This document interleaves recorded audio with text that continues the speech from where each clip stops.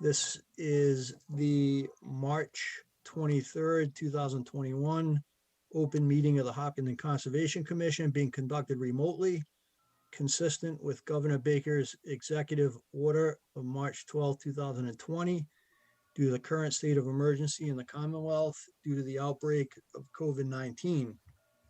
To mitigate the transmission of the COVID-19 virus, we're complying with the executive order that suspends the requirement of the open meeting law to have all meetings in a publicly accessible physical location. All members of public bodies are allowed and encouraged to participate remotely.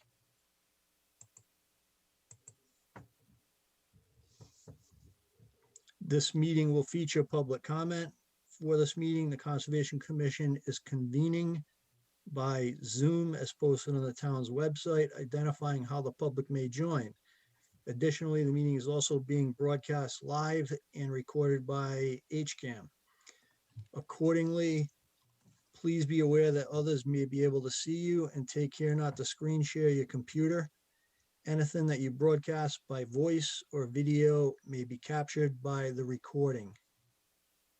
Supporting materials that have been provided to the members of the commission for this meeting are available on the town's website.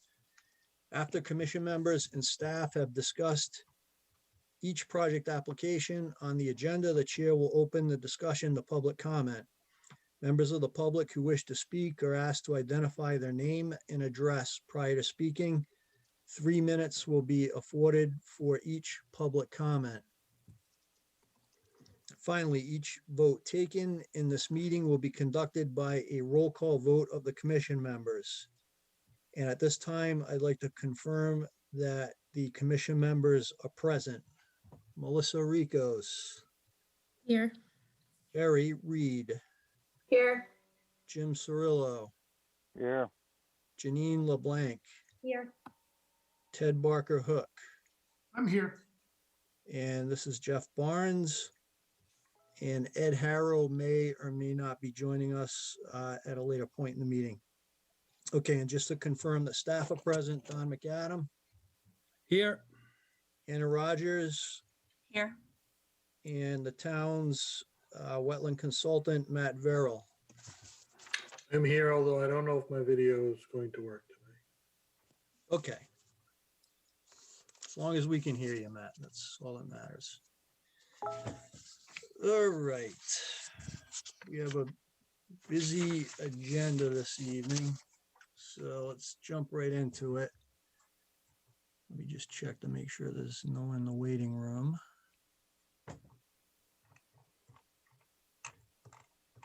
Okay. All right, so Don, we have a couple documents for review. Balchandra, 14 West Main Street, order of conditions, and Burton, 178 Ash Street, an extension permit for an order of conditions. Did everyone get a chance to review those, and are there any comments? Yes, and no comment. Okay, so we have a new standard procedure that we're gonna use going forward at the recommendation of town council to memorialize the order of conditions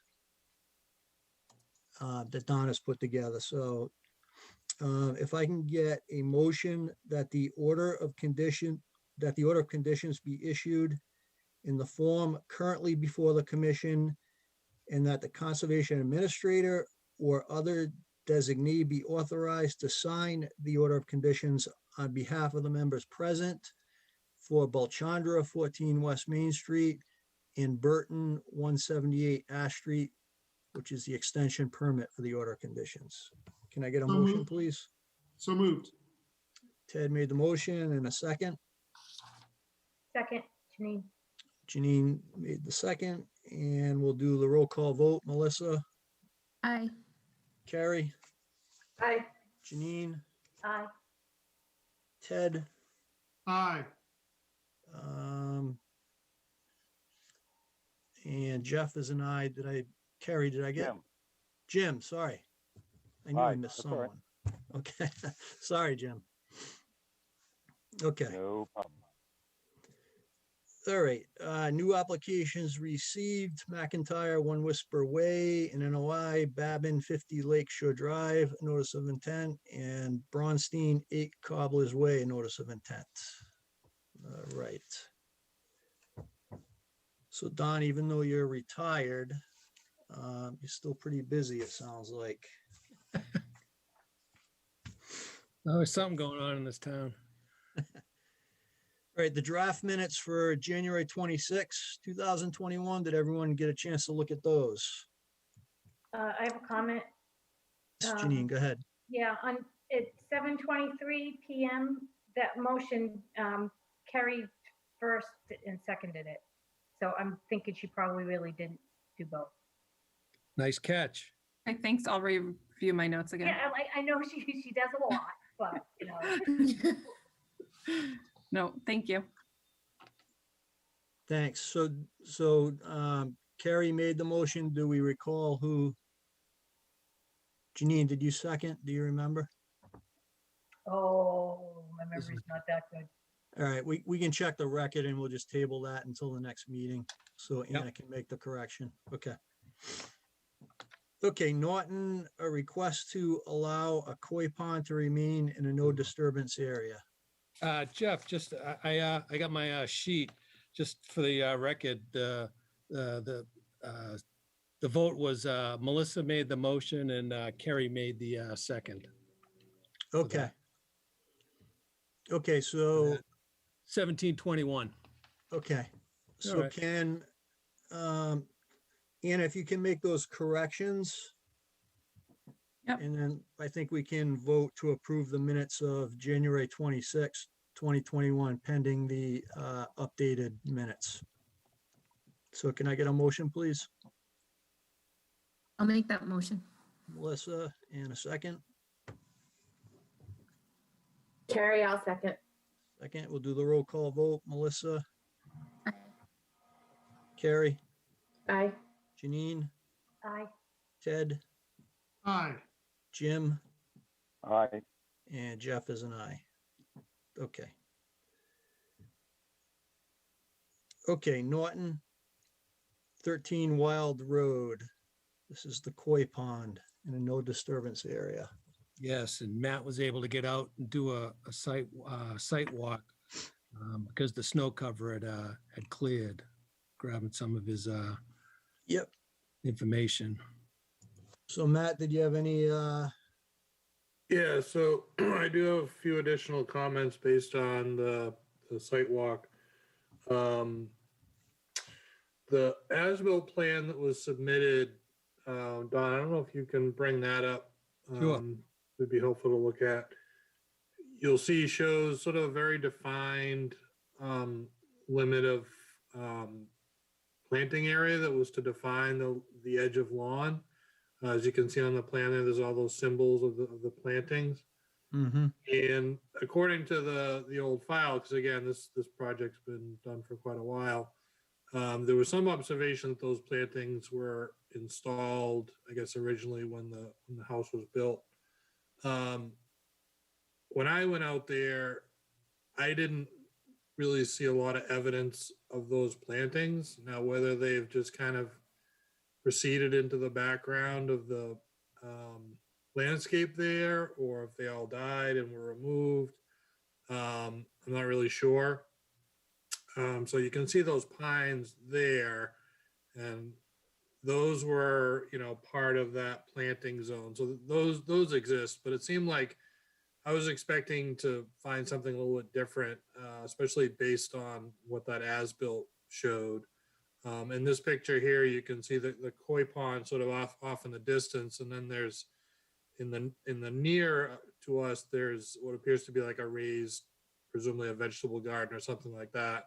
And both those areas appear to be within the area that was to be, to sort of return to nature or not be mowed. So I think there's definitely more than just the koi pond that's going on within that 50-foot buffer zone. My recommendation was to potentially have the as-built updated to actually show what the limit of lawn is, because it's not really reflected. There's also a tree house in the back of the property. I don't know if you guys care about that or not. That would appear to actually be in the wetland. So again, I don't know if the resulting, if you guys would want to enforce the 50-foot no disturb as was originally approved, or how you'd want to deal with that. But it's sort of the bottom line is it's more than just the koi pond, in my opinion, until I see a plan that says otherwise that's going on in this no disturbance area. Okay.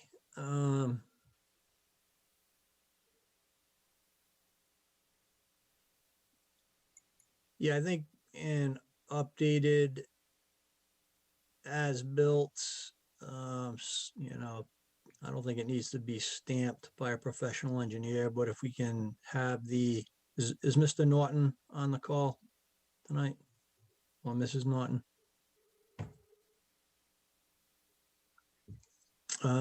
So Don, maybe we just recommend that, I mean, I don't know, let me open it up to comments from the other commission members and get your thoughts on this.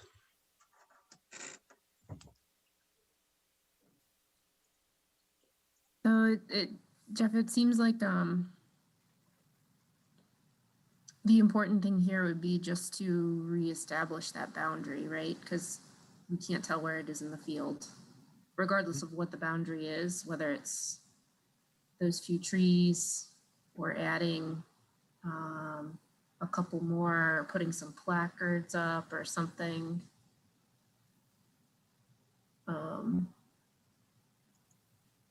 Melissa, the original order had actually called, and the plan had called for some concrete bounds that were supposed to be in with these plantings to kind of permanently memorialize it. And those were never installed, and that was recognized in the application that they were never installed. So something like that certainly, I think, would be helpful. That would make sense too, at a minimum, probably put those in. Yeah, I think that makes sense, Melissa. You know, I think we can give the homeowner the option of either some plantings with an updated as-built. You know, it doesn't need to be professionally surveyed. You know, if they can kind of provide us with a somewhat accurate sketch, I think in my mind, that's fine. That's fine. So, you know, either plantings or some type of the placards, you know, as you say. I think that makes sense. Does everyone sound okay with that? Yes. And this had to do with the sale of the house, right? So at least then whoever's moving in will then know where the limits are. Yeah. Yeah, that makes sense. If Matt can't, you know, if we can't tell what they are, how is the homeowner gonna know? Right. Yep. That's a good point. You know, we don't want a shed or something going in there inadvertently, right?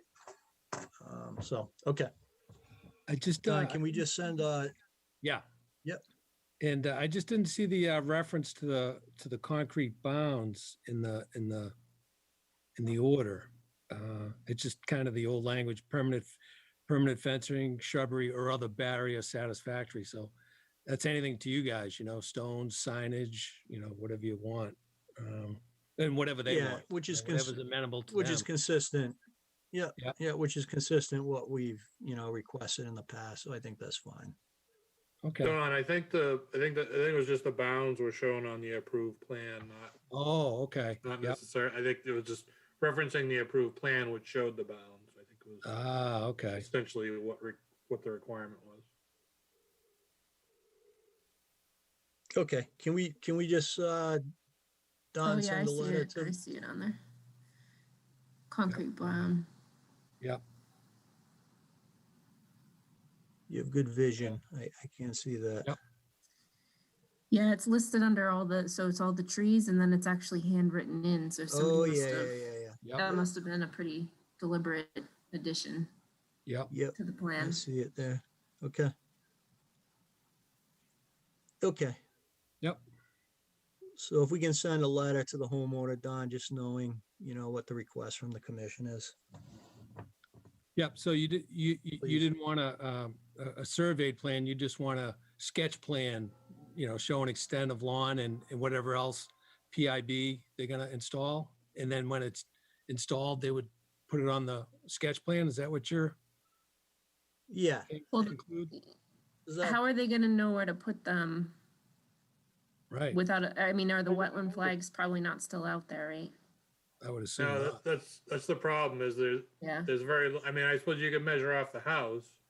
But there's very little to go on out there in all honesty. Are we gonna require them to submit an as-built? And if yes, then they should do the baseline survey and then do the as-built based on that. Well, this is a certificate of compliance request. So this was supposed to be the Yeah. as-built, and the problem with the as-built is I don't feel it's necessarily accurate. so Matt, your recommendation that is that it should be surveyed? I think so, yeah. I think the surveyor should go out there, or if they want to call and speak to me directly and maybe explain sort of what's going on this plan, and maybe maybe I was just not interpreting what's in the field. I'm not sure, but if those plantings aren't where they are shown to be, which as far as I can tell, other than those pine trees, they aren't, then potentially the surveyor needs to maybe locate the bounds, have those bounds installed, or if the homeowner wants to put these plantings in, put them in so that this as-built plan is actually accurate is what it comes down to, I think. So it may be more the homeowner talking to their surveyor and saying, maybe you need to prepare a better plan and not charge us. I don't know. Okay. All right. I think that makes sense to me. The wetland flag's on out there. It's unclear where the boundary is. So I think that makes sense. Okay. That sound good to everyone? that's to Now me. it does. All right. Are we good, Don?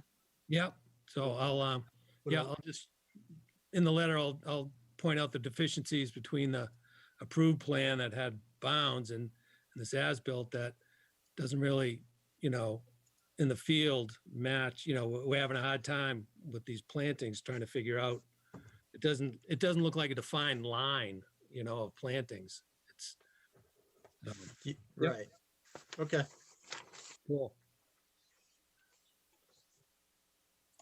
Okay.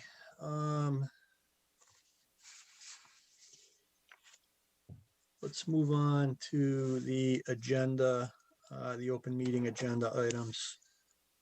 We're at 7:18, so CS2K Hopkinton LLC, 35 Lincoln Street and 52 Cedar Street Extension. This is a continuation of an abbreviated resource area delineation.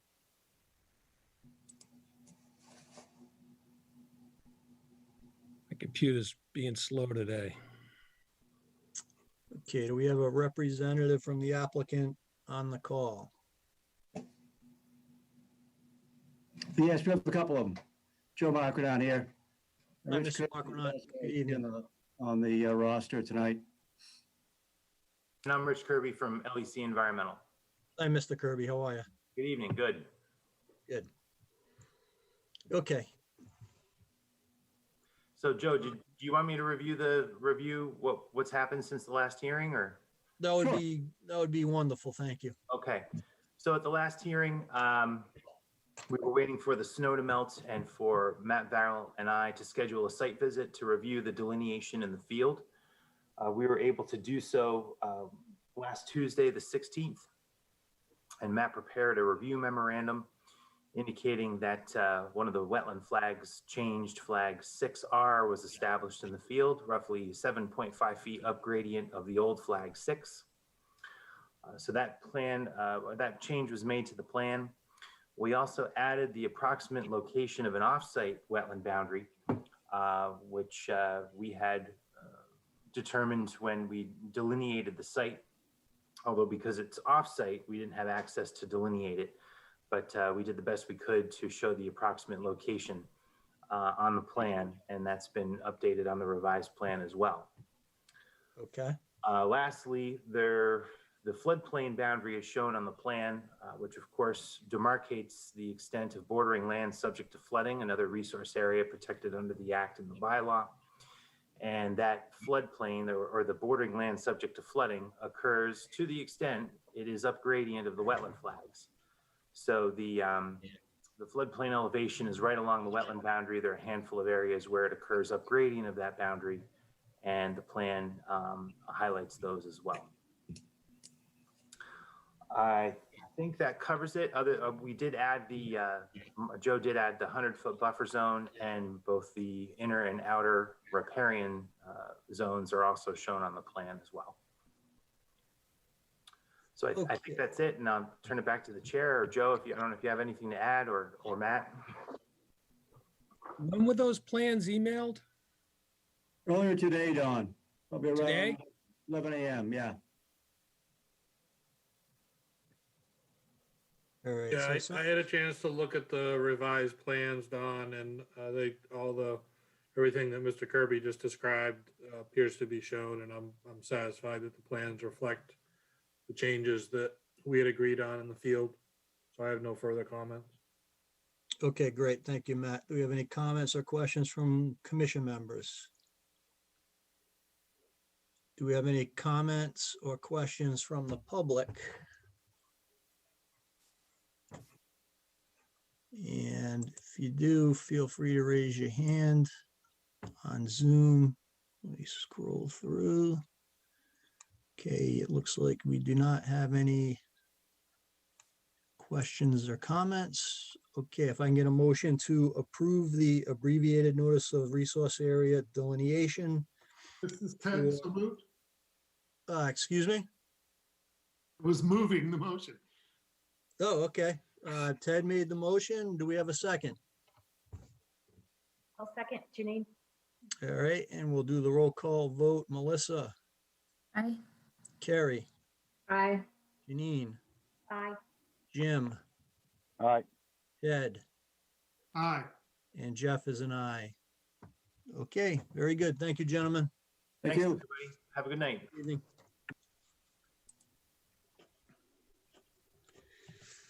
Okay, Jeff, yep. sorry, we don't meet for 3 weeks, so can you guys vote to approve a signature page, please? Yes, can I get a motion to approve a signature page? So moved. Second. Jeff, do you want to do it the way you just did on the work session with that? Or you script can just had? ignore me because we are meeting in 2 weeks. I'm thinking of the next meeting. Oh, okay. Good. Okay, All right. Beautiful. never mind. All right, okay. So moving along, Toll Brothers Lot 6, Chamberlain Street. This is a notice of intent for a single family home. And I need to read this, so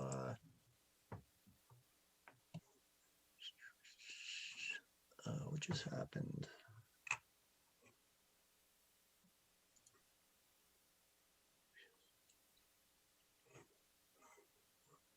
Oh, you got it there, Don? Thank you. Yep. I just had it up and I lost it for some reason. Yeah, and I lost my screen sharing somehow too. I think when I was trying to bring in that new plan from the last meeting. You got it back, though? I think so. Can you see that? Yep. All right, beautiful.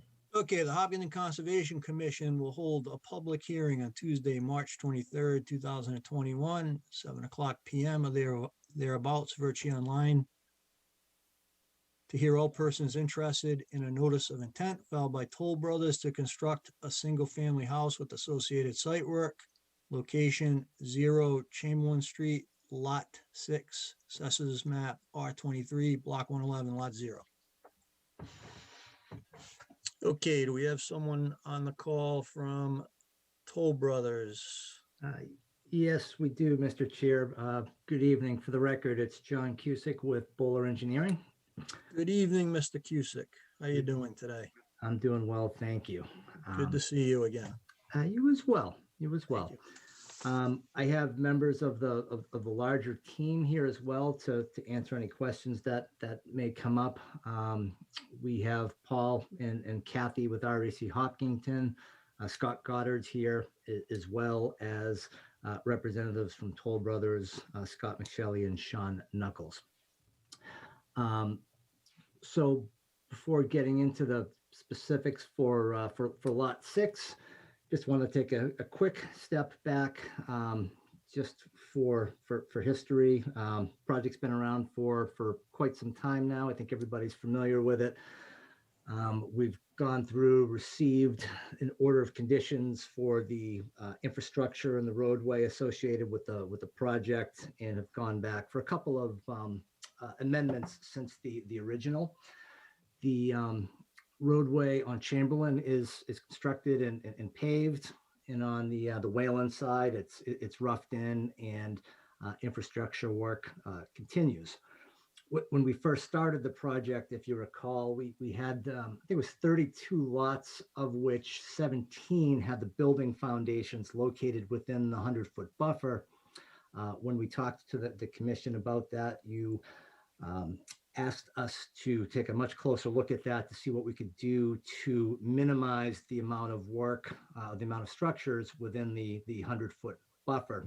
We went through a couple iterations, and then our last amendment, when we were before you, we had actually, along with the infrastructure plans, we submitted a preliminary lot grading plan, which showed the subdivision being reduced in size from 32 lots down to 29.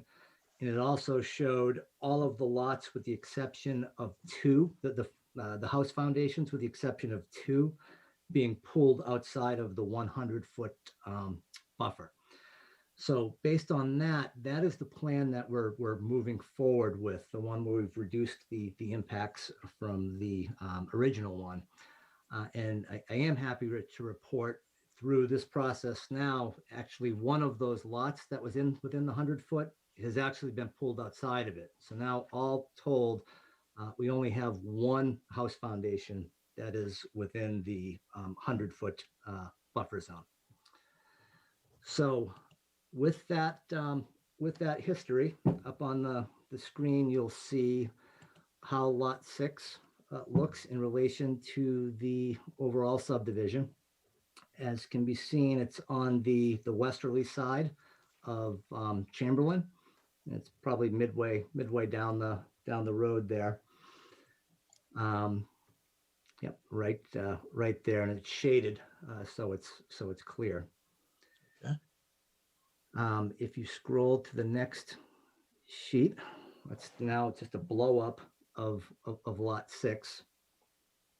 You'll notice in green is the wetland area, and in yellow are the 50 and 100-foot buffer zones. As you can see, the building foundation is fully outside of the 100 feet. We do this by putting the house right up on the front and side setbacks and adding a jog to the foundation. The building is a walkout that's proposed. So we've got a flat area in the back. We stop our grading no closer to the 50-foot buffer zone. And you can see we propose every 40 feet on center. They look like little circles almost. I don't know how easy you can see them, but those are the PIBs that are proposed as part of this process. So we'll have those permanent barriers along the entire length of the development abutting the buffer zone. From an erosion control standpoint, we have a erosion control line shown all the way from the street heading around the property right at the limit of disturbance.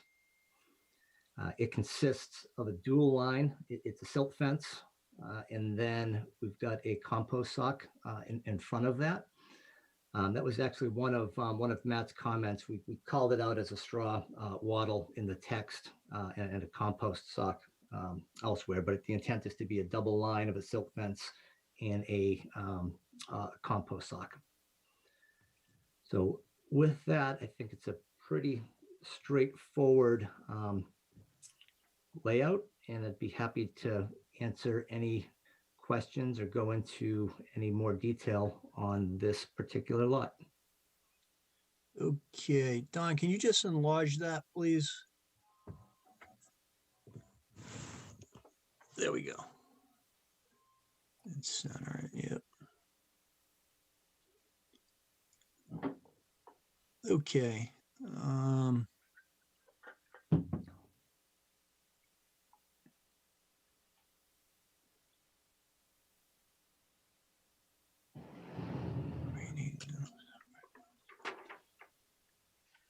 So is it, Mr. Cusick, is it proposed lawn area all the way up to the,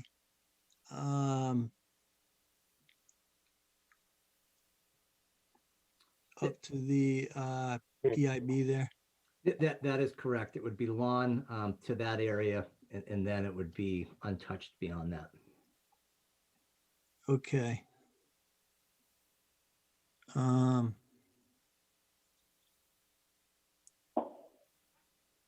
What's the scale on this, Don?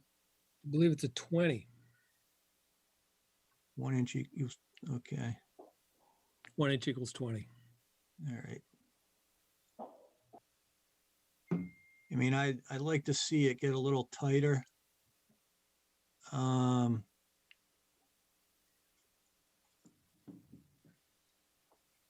the left side of the house there, and I don't know, is this facing north? I can't see the whole site plan. And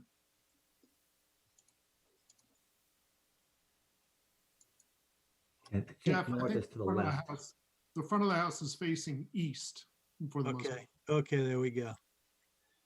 Yeah, so I think, I mean, I'd like to see the lawn area get a little bit tighter on the kind of the north east section, and then the south or northwest section, and then the north east section there, you know, kind of curl it up a little bit rather than having it extend all the way down like that. That's a slope though, Jeff, right? I mean, Yeah. that's a new slope that's gonna have to be stabilized somehow.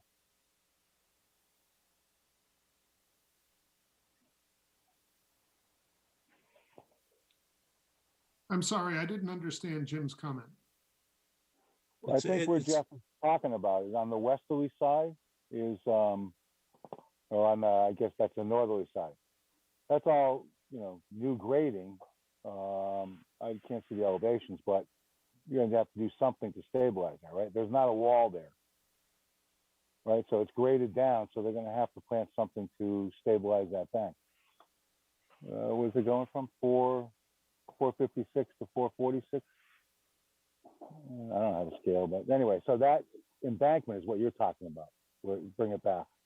Yeah, I think it can, I think it, you know, my sense is it can get a little tighter in there, and then it can get a little tighter in the southeast corner there rather than extending all the way down. So, to the okay, I back. get it. You know, People, have that kind of curl up, you know, to preserve a little bit more of the buffer zone back there. So those are my comments. I'll put it out to the other commission members. Through the chair, Yes, Don. just to sort of piggyback off, I think what you were saying and what Jim was saying in regards to, yeah, I mean, if they want to do all the grading, you know, the commission can consider that as temporary.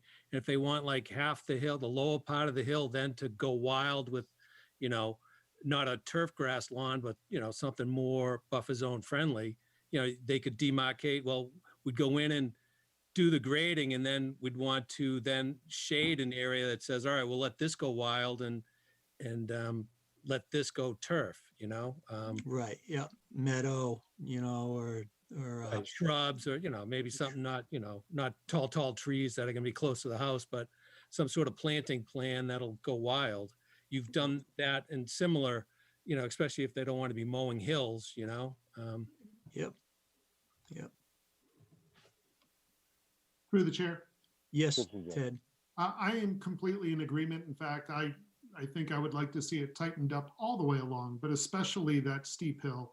And I'll throw in extra, if it is lawn, I see fertilizer, whether it's chemical or organic, running downhill and into the wetlands. So I would love to see a lot of that, after the grading is done, replaced with exactly what Don is talking about. Okay. Thank you, Ted. The chair. Yes, Carrie. So I agree. I was concerned about the slope and the stabilization. And once Jim mentioned they're going to have to stabilize it with vegetation anyway, and somehow it seemed like vegetation would be a good way. But I'm also noticing there's a water line there. And so I don't know if we want to have them leave it wild if there's a leak. So it comes up at the top at almost the elevation of the driveway. Right. So I don't think that's effective though, right? If you pull in the. Well, I'm imagining that if it's vegetated and they move it won't be the erosion sediment control, but we'd want them to move the permanent, the PIB, that we'd want the water line on the developed side of the PIB, and kind of looks like it might not be at this point. Just something to consider if they come back with a revised design. Yep, no, that makes sense. Yeah. So I got another question then about this. So I see the water line. I can't see the road in the driveway entrance, but does the water line have to be like that going off to the east, I guess it is? Can it come in along the driveway? Yeah, I think they'd be able to move it in. I don't see any reason why they couldn't. I don't want to speak for Mr. Cusick, but. Yeah, I mean, it needs to come in on that side of the house where it connects into the street. That's where the stub currently exists. So we've got to connect at that point. Okay, so if it's not stubbed out, then yeah. Yeah, but we can angle it over a little bit more though. Okay. All right. Any other comments, questions from the commission? Comments or questions from the public? Through the chair, Yes, Don. Matt had some review comments. Oh, sorry, Matt. Pardon me. Go ahead. Yeah, so most of my comments on this one were going to be repeated through pretty much all the lots that were filed. There's one lot that has a few more comments, but so some of these are pretty straightforward. On the plan, the plans are labeled for conceptual purposes only. I think that probably is not accurate any longer, I would think. As John mentioned, a little bit of conflicting information on the erosion controls. If there's going to be a revised plan, maybe that can get cleaned up on that. And then there's also a note on the sheet 601 about use of fertilizer that's a bit inconsistent with the overriding order of conditions for the project. So I think that language should just be brought into compliance with the subdivision approval. Mm-hmm.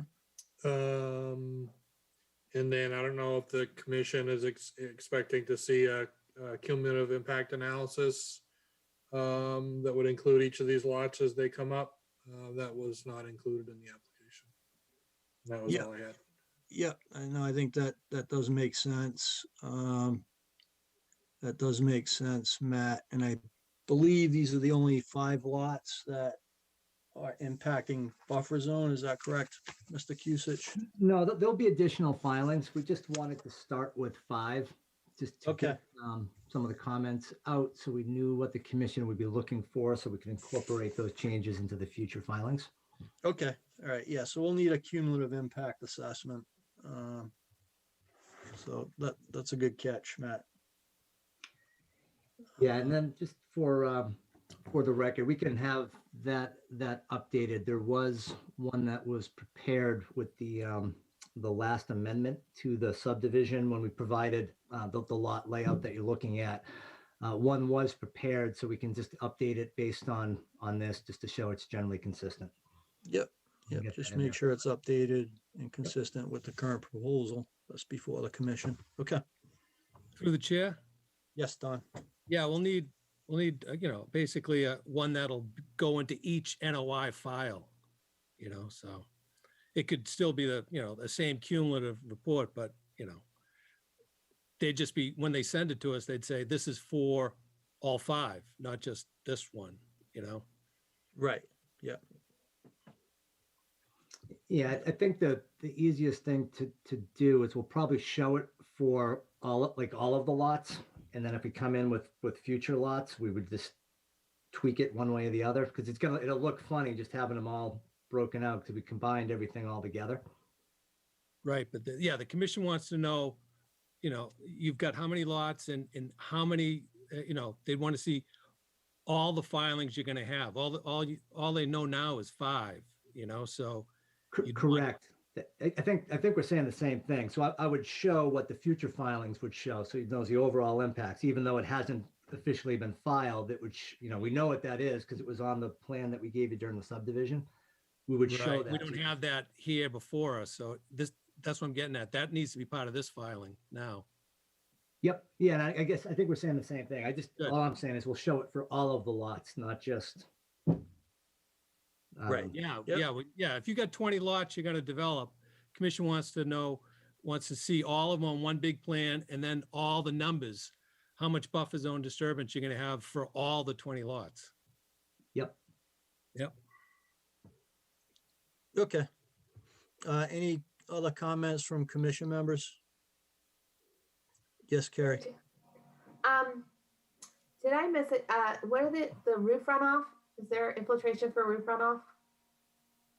No, the roof runoff during the subdivision, it was all designed to head towards the basins.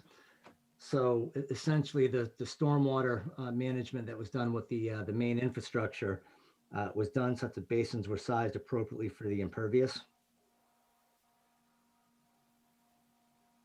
So some would just kind of flow off and just be naturally treated, the 100 feet of drainage before it hit the wetlands. We weren't counting on additional infiltration as it was already provided within the basins.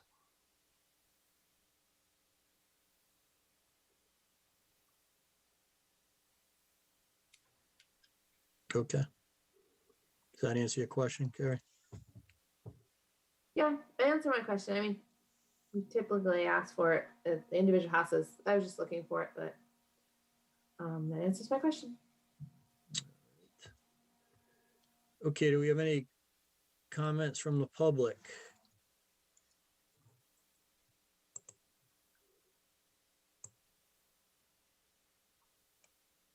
Going once, going twice. I don't see any hands raised. Okay, so I think we'll continue this out to the next meeting. Should that be sufficient? Mr. Kusich? Yeah, changes are pretty minor. There shouldn't be an issue on our end. Okay. Okay. Okay, and the next meeting is April 6th. So we'll continue that out. If you can send Don an email, just letting him, memorializing the extension request. Yep. Thank you. Okay, Toll Brothers, Lot 12, Chamberlain Street. This is a notice of intent for a single-family home, R23-117-0. Hopkinton Conservation Commission will hold a public hearing on Tuesday, March 23rd, 2021 at 7:00 p.m. virtually online to hear all persons interested in notice of intent, followed by Toll Brothers to construct a single-family house with associated site work. 0 Chamberlain Street, Lot 12, Assessors Map R23, Block 117, Lot 0. Okay. Okay, so lot 12, that was the one on the end of the cul-de-sac on Chamberlain. This is our only house that is located within the 100-foot buffer. All of the other ones are without it, or outside of it, but this, based on the road and the wetlands and where everything is, this one, there really isn't an option to pull it outside of the 100-foot buffer. As such, we tried to minimize the impact to the extent that we could within the 100-foot buffer, and minimize the disturbance area. So if we go to the next sheet, again, similarly, you'll see the wetlands are in green, and the two buffers, the 100 and the 50, are in yellow. Similar to the last application, you'll notice that the house is pulled all the way up to the front setback again, just to minimize any, to minimize how back into the site that it's shown. Again, this is shown as a walkout to minimize the grading on the site. And the disturbed areas for the yard are limited quite a bit on this. Again, not going anywhere past the 50-yard, 50-foot buffer yard. We have the PIBs proposed along the entire perimeter, as with the prior plans. And that's really it in a nutshell. Okay, let me open it up to the commission members for comments, questions. Through the chair. Yes, Ted. Looking at this plan, it reminds me a great deal of the plan that we saw off of Hayden Road just 2 weeks ago. This to me is a non-starter in my head, given how much is inside the 100, the structure, the yard, all of it. I would need to see, and I don't know if it's possible, but I would need to see lots and lots pulled out of the 50 to 100 section for me to even think about this one. Okay, thank you, Ted. Yeah, I agree. And I wonder if through the chair, if there's been a variance on the front setback requested, so that maybe the house could be moved up.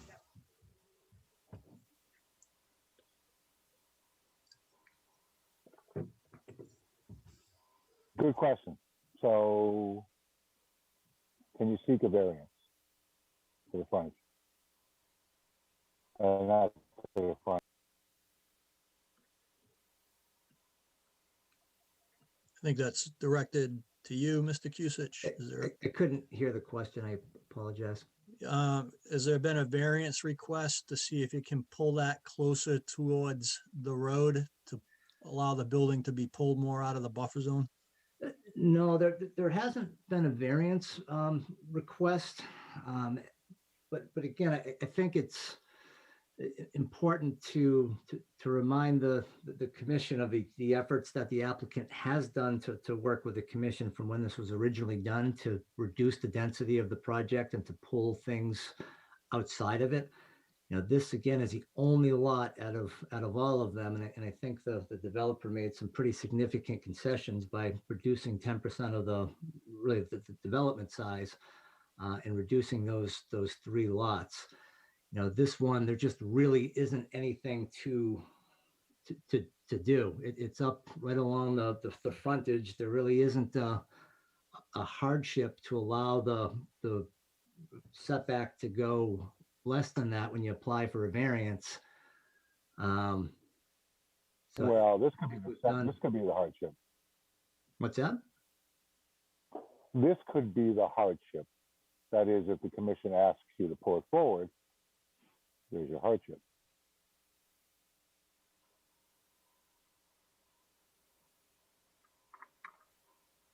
Yeah. I think we're still just trying. What size is the house, Mr. Cusick? The house, it's the smallest one in the subdivision. Okay. I think which is what size? I think Scott, you can correct me if I'm wrong, but I thought it was a little over 3,000 square feet. That's not the footprint though. What's the footprint? 1,500? It's probably about that then if it's 3,000. Well, there's a garage there, so the garage isn't living space, so you got 3,000 square feet of living space, right? So then you got the garage. So I'm just wondering, the question would be, what's the footprint? not necessarily the square footage of living spaces unless it's one story. I can answer. The footprint is 44 foot deep and 54 feet wide. This is Sean Knuckles with Toll Brothers. Okay, and it looks like a 3-car garage. Thank you. Yes. Actually, no, it is a 2-car garage. Two-car garage, okay. Yes. Okay. Melissa, Carrie, comments?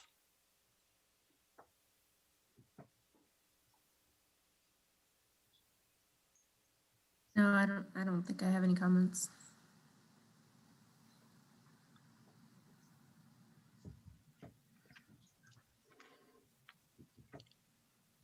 Yeah, no, Okay. I just echo what everybody else said. Okay. And Jeff, I'll just say that I don't think that's a huge footprint. And if they could consider seeking a variance, that would be about the only way that they'd be able to, well, it's the only way they can pull it up. So if we want them to pull it up, get it further away, they would have to get a variance.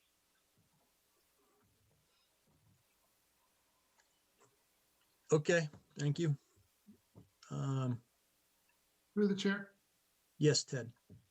I'll just say this. I know that we have other plots to look at and then another 20 down the road. As I said, when the entire development was proposed and we had the crossing between the two cul-de-sacs, we are working with an incredibly extensive wetlands network around this whole entire development because the water flows forever across West Main Street. I just want to put it out there that I'm going to be very protective because of the extensive nature of the wetlands that we're surrounding. So when it comes to lawns going right up to the 50, when it comes to structures within the zone, it's going to be hard to sway me away from that. So just generally, I wanted to put that out there. Okay, thank you, Ted. All right, well, we still need the cumulative impact, and you have a couple food items for thought there. So let me just ask if there's any comments from the public on this. And if so, please raise your hands.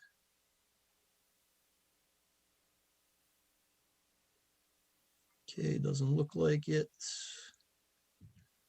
Okay, so we'll continue this one out to April 6th as well. All right.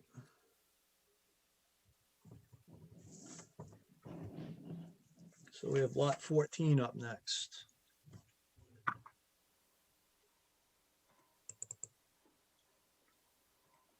Hopping and Conservation Commission will hold a public hearing on Tuesday, March 23rd, 2021 at 7:00 p.m. virtually online to hear all persons interested in a notice of intent filed by Toll Brothers to construct a single-family home with associated site work, 0 Chamberlain Street, Lot 6, Assessors Map R23, Block 111, Lot 0.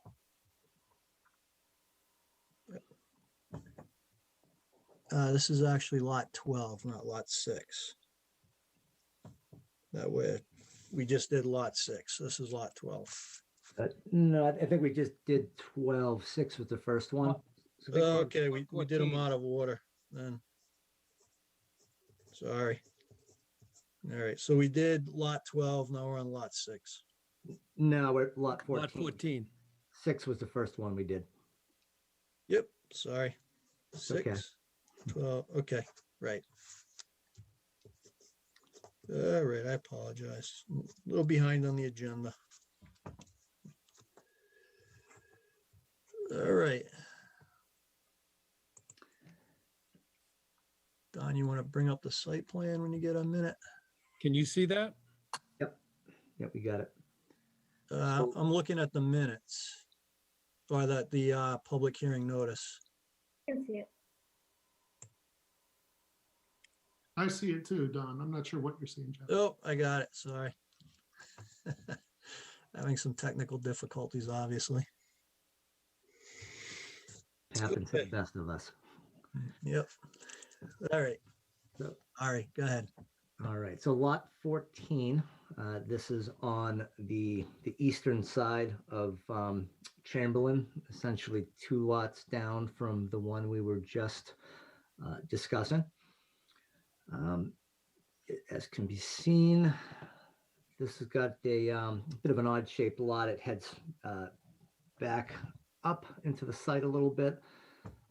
So the building is placed in an area on the site where we're outside of the 100-foot buffer zone. Again, the wetlands are in green, and then the buffer zones are in yellow, the 50 and the 100 feet. We've taken care to place the foundation outside of the 100-foot. So that's the way that's currently shown. The yard is graded where it goes about to the 50 on the front and rear of the site. Echoing some of your earlier comments, we can look to pull in that side yard. I think we'll have some ability to tighten that up over there to the south or the right of the house. So we'll look to provide a little bit more buffering in that area. Regardless, we do show again the barriers 40 feet on center throughout the site.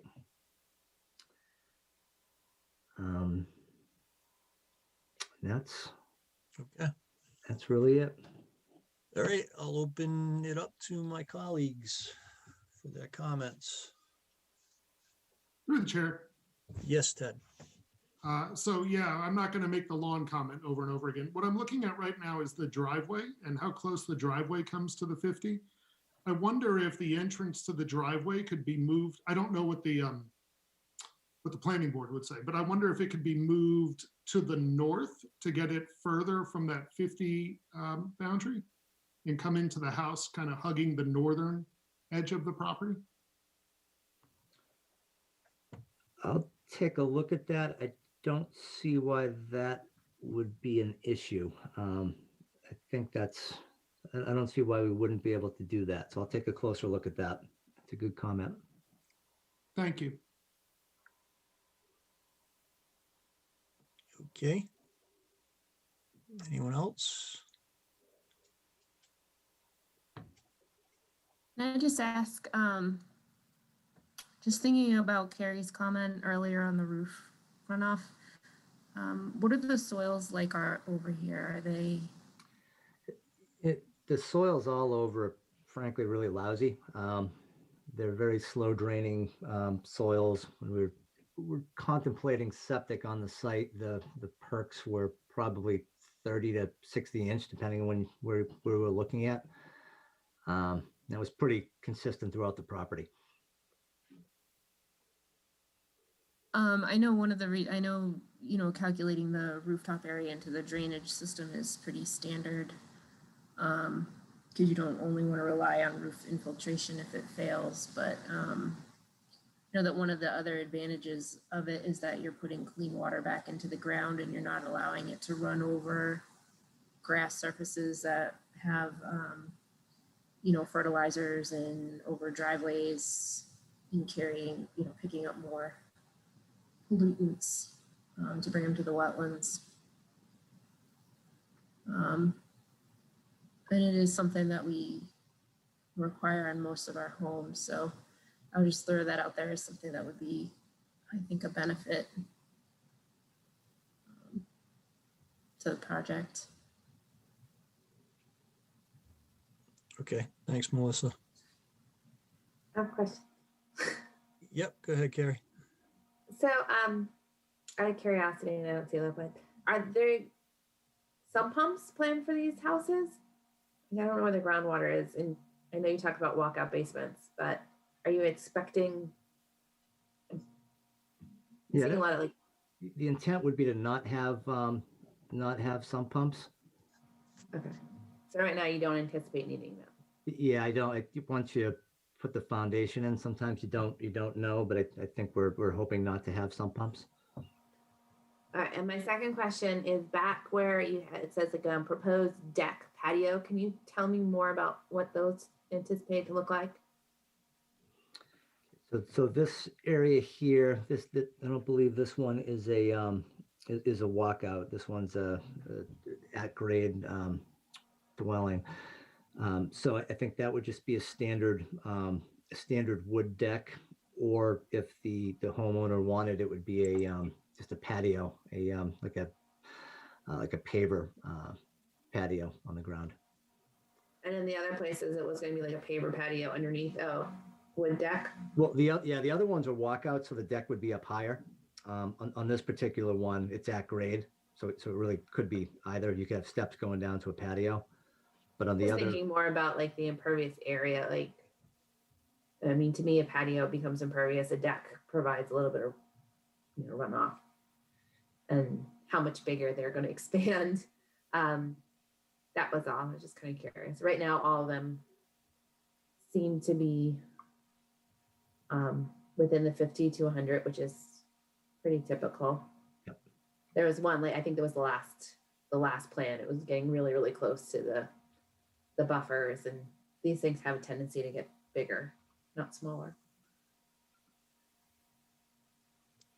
Yeah, I just add, Mr. Cusich, too, if, there's any way to kind of pull the, the limit of work in, on the backside of the house. Yep. And off to the right of the driveway there, more away from the 50-foot buffer zone. So that'd be my other comment. Could I just add to Carrie's question? We design all of our homes to have an interior drain under the slab. So there would be an interior drain to a sump pit where if a sump pump was necessary, it could be added easily. But we will design away from the groundwater. All right, thank you, Mr. Knuckles. Yeah, thanks. I mean, I guess my biggest concern was, with the sump pump of where that water is going to get pumped out to. And once they need it, they usually most homeowners will throw a line out to the lowest point, which will be the wetland. So I just wanted to make sure that there was some forethought there, and assume that if the sump pumps were needed, you guys would probably come back to us with some kind of plan to make sure that it wasn't impacting the wetlands. Okay, thank you. Jeff, I have a question.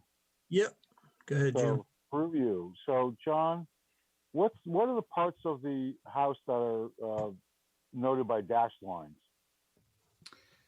They're just different additions on the house, depending on the homeowner. They might choose to. Oh, I see. To add that, to one of those areas. So it's possible that they all might get added, and it's possible that none of them would get added. But it wouldn't be more than what's shown. So we should assume that will be added. That will become part of it, because that's a possibility. So, okay. So we'll assume that the footprint is as shown with the broken lines too. Correct. That's the way it was intended. That's what everything was based on. All right. Thank you. Yeah, well, that's a good point, Jim, because, maybe the developer should consider, not having all of those options available to the homeowner if you're looking to get these projects permitted. So I'll just throw that out there as a. And so the rear. If you want to go with the worst case scenario, that's, this is what potentially could be developed, worst case, then that's fine. And the commission will vote on that. But if the developer wants to be a little bit more conservative and not allow, all those options for the homeowner, then that might improve the likelihood of it getting approved by the commission. So just in particular is the back one where the deck is off of that. And I don't know what that, maybe there's an option for a sunroom or something, but if that went away and the deck got pulled up to the house, or at least the part of that addition that's between the deck and the house. That got pulled away. That would bring some of it out. That's a good observation, Jim.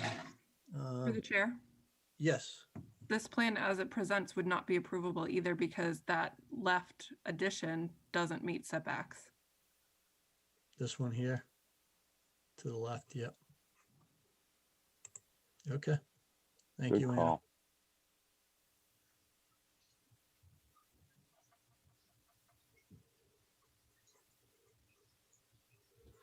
Okay, are there any Yeah. other comments? I- Yep, who was that? I'm just wondering, the whole house is outside our jurisdiction, correct? Am I missing something? Sorry, I meant from a zoning standpoint. So they're saying that they haven't gone through zoning for like a front setback relief, but this plan would need side setback relief before they can get a Okay, building permit. zoning, I'm sorry. Not me. Sorry. Yeah, No, sorry, I wasn't clear. Yeah, that'll be removed. yeah, so that wasn't a commission comment, that was just that was Anna just making a good observation from a zoning standpoint for the applicant, so, okay. All right, are there any questions or comments from the public? If there are, you can raise your hand. And I don't see anyone. Okay, so we'll continue this out to April 6th as well.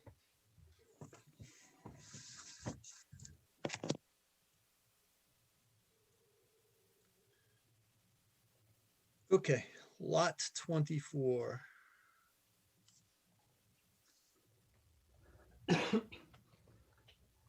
Lot 24 is the first lot on the Wayland. I gotta read this before we I'm start. sorry. Yep, sorry. Okay, Hopkinton Conservation Commission will hold a public hearing on Tuesday, March 23rd, 2021 at 7:00 PM virtually online to hear all persons interested in a notice of intent filed by Toll Brothers to construct a single family house with associated site work.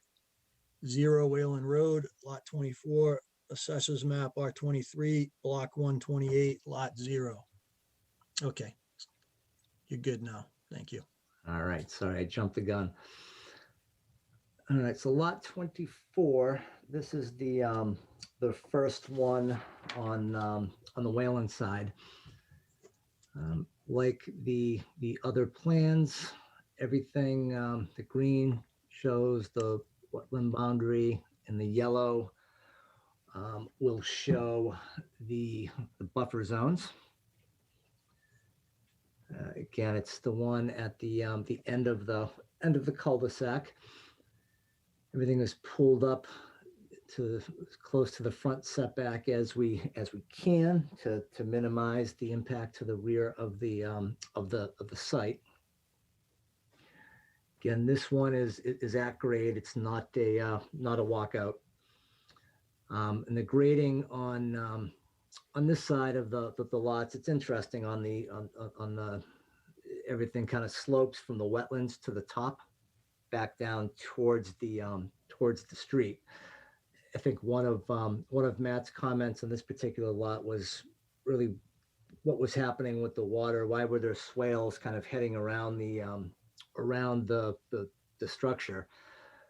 But it's a little strange. The wetlands are actually higher than the house, is the way this wetland system works. You can see the contours actually moving away.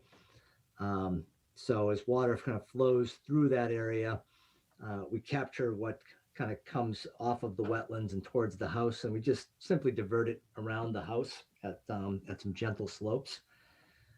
So that's what those contours there represent. Again, similar to previous plans, we did show the PIBs throughout the rear of the site. Erosion controls are consistent with what we've previously discussed.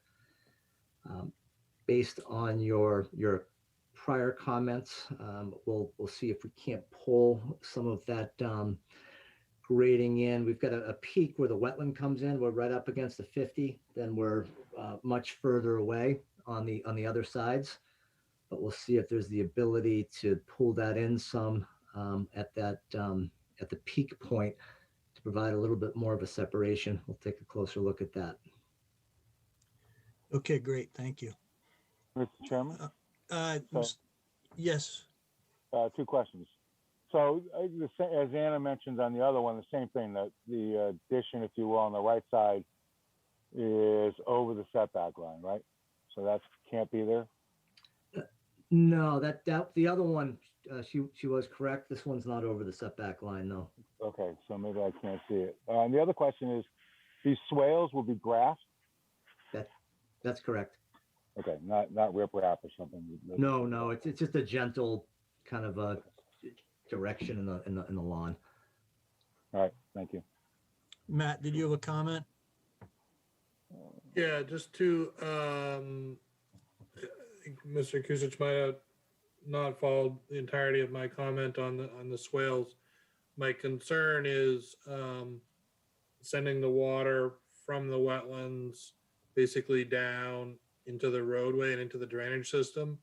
And if that was accounted for in the original design or not. My concern isn't that the swales are there, just that what's happening with that water and was it accounted for in the original design or not? Yeah, no, good comment, Matt. It was, again, it was always understood that it was kind of a strange wetland. We're not draining towards the wetland. The wetland actually drains out. So everything was designed to head towards that street drainage system. On the right side of the plan, it will actually probably bypass it and heads off to the right. On the left, it will go into the street system. And sort of my other comment on that was if you have any additional BMPs or anything that you would sometimes you get these areas again, especially depending on when you're doing the work and when you're trying to stabilize these areas, as far as, erosion control matting or, other BMPs to actually get the lawn established in these areas where it may be a bit challenging. I think any BMPs like that probably should be described and detailed in the plans. Yeah, I don't think anything was intended there. I think if during construction they're finding that it happens to be during a very wet time and there's just a lot of water that's going through there, I think they would probably put some matting down. But I don't think it would be necessary if it wasn't during a very wet time.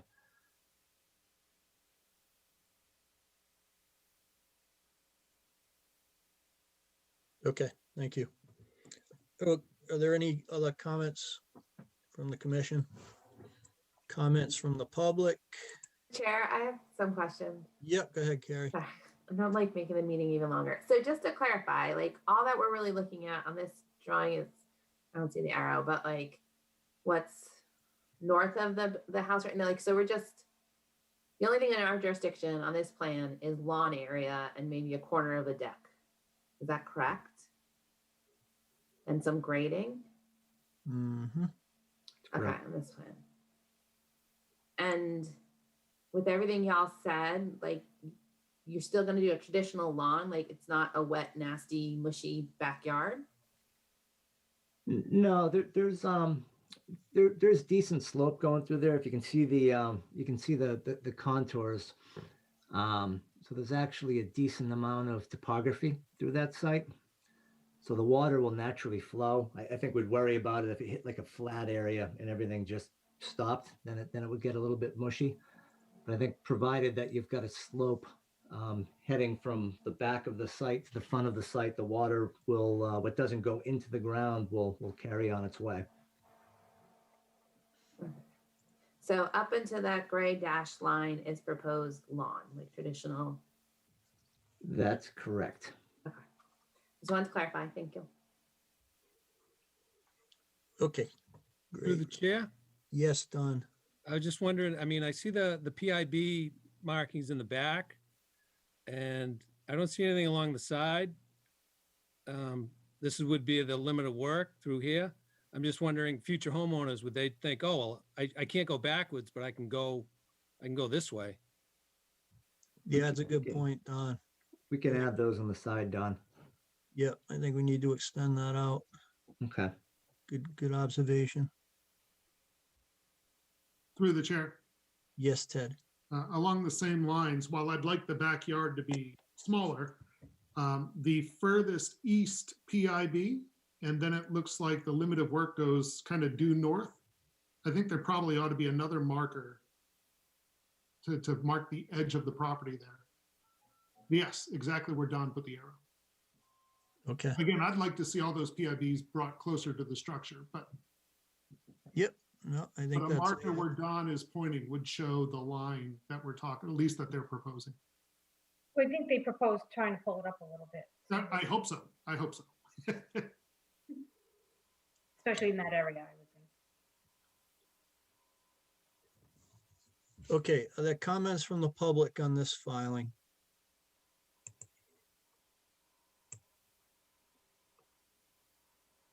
And I don't see anyone's hand raised.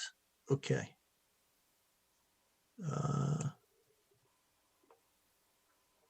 Okay.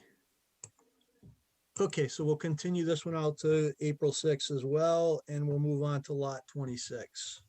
And I need to read this before we get started as well.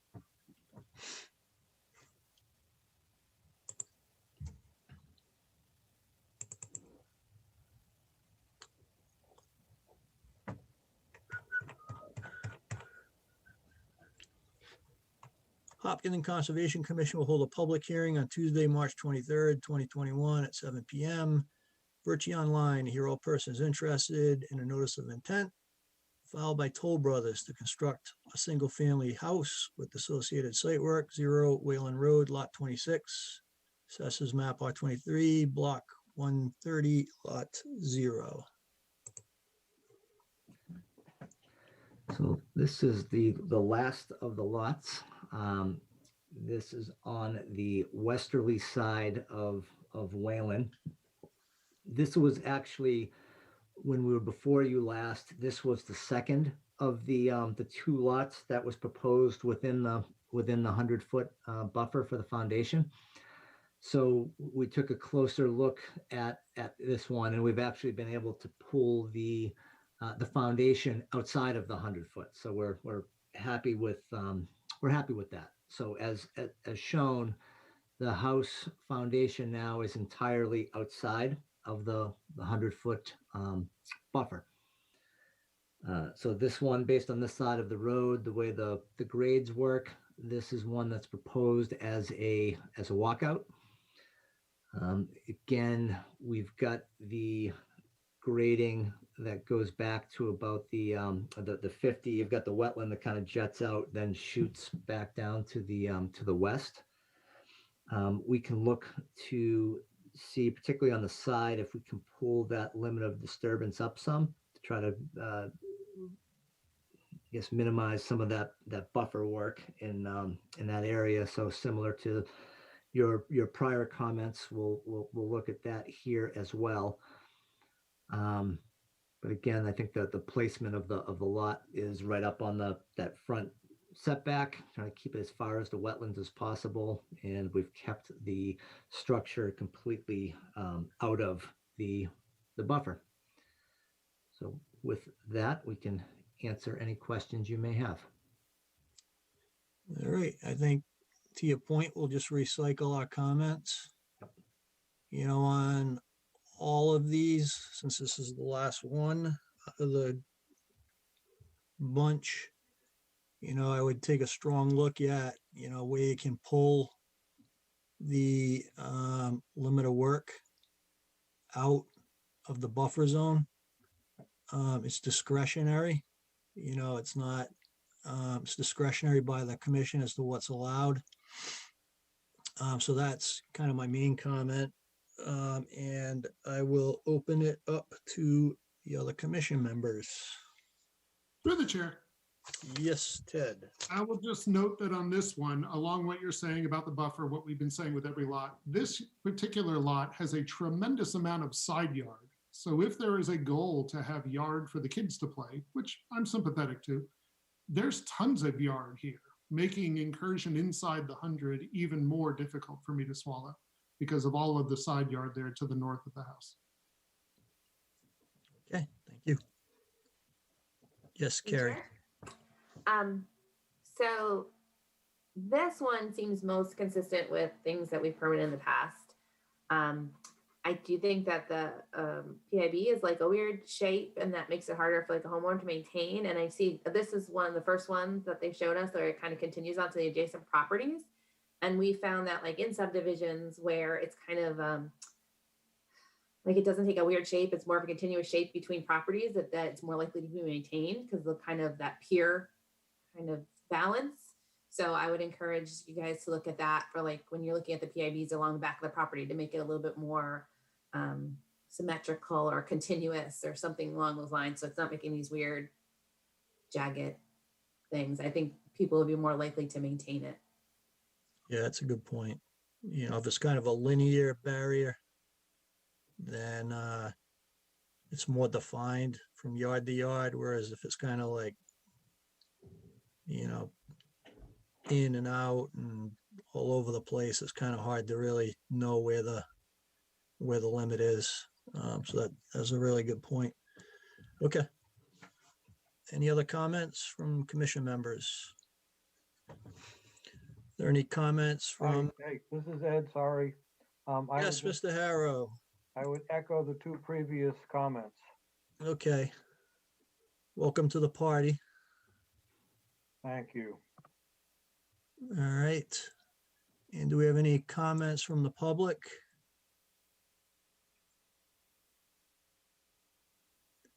And I don't see anyone's hand raised. Okay, so we'll continue this one out to April 6th as well.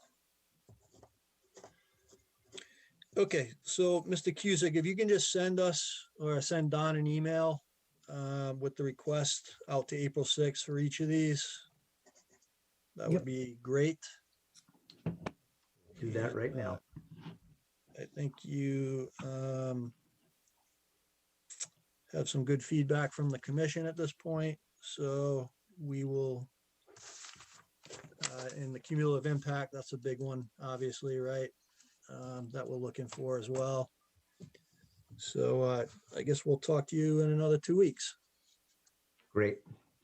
Thank you for the feedback, and we will talk to you in 2 weeks. Okay, great. Thank you. Have a good evening. All right. Have a nice evening. You too. Bye. Okay. Gamble 60 Lakeshore Drive. This is a notice of intent for a house addition. Hopkinton Conservation Commission will hold a public hearing on Tuesday, March 23rd, 2021 at 7:00 p.m. Virtually online to hear all persons interested in notice of intent filed by Anna Maria Gamble to construct an addition with associated site work. The location 60 Lakeshore Drive, map R33, block 3, lot 0. Okay, do we have? Through the chair? Yes, Don. The applicant earlier today had asked the commission to open and immediately continue the hearing till April 6th. Okay. All right. So we'll continue that out to April 6th. Nation 000 Wood Street. This is a continuation of a notice of intent for an access roadway.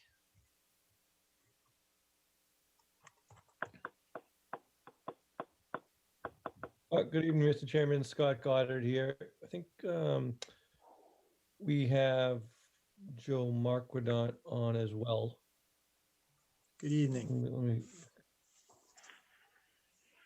Joe, are you on the meeting? I am here. Oh, perfect.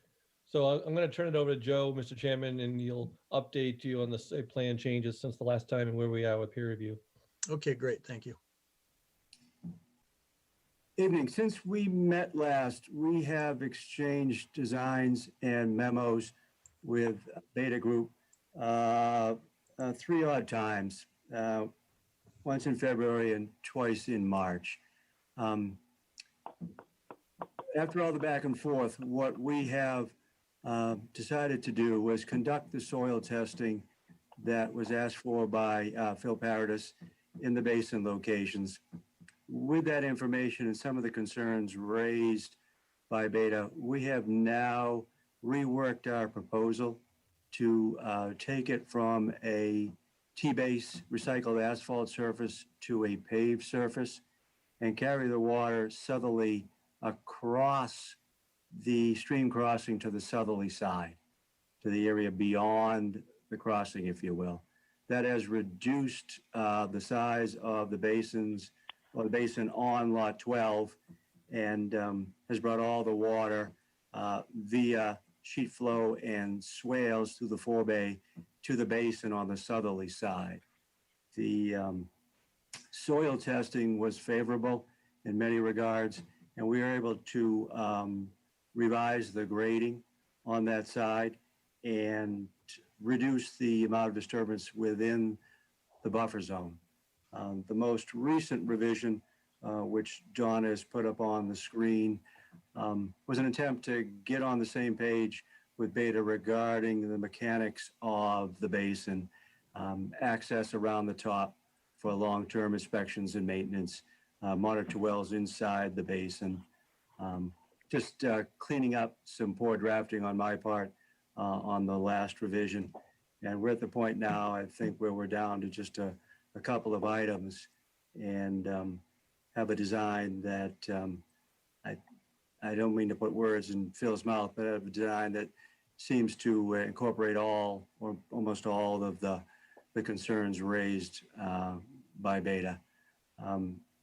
We think it's a positive move, a bit more expensive, but it does reduce some of those long-term inspection and maintenance concerns and does allow us to reduce the impacts inside the buffer zone to that wetlands on the southerly side. Okay, great. Thank you. Mr. Paredes, I believe you're with us tonight. Did you have a response or some comments? Oh, yeah. So Joe has provided the plans a few times here, and so we're just getting the water to the basin. Basin's, I don't know, 100 and so 50 feet from the road. There's a swale that, in all intents and purposes, will be part of the basin. So we asked that he provide the same sort of width on the berm for the, freeboard for the 100-year storm. So if you look at the plan, let's see. Let me look at what you're looking at. Can you go down, Don, the next one? Oh, that's all right. I don't know if you can blow that up a little.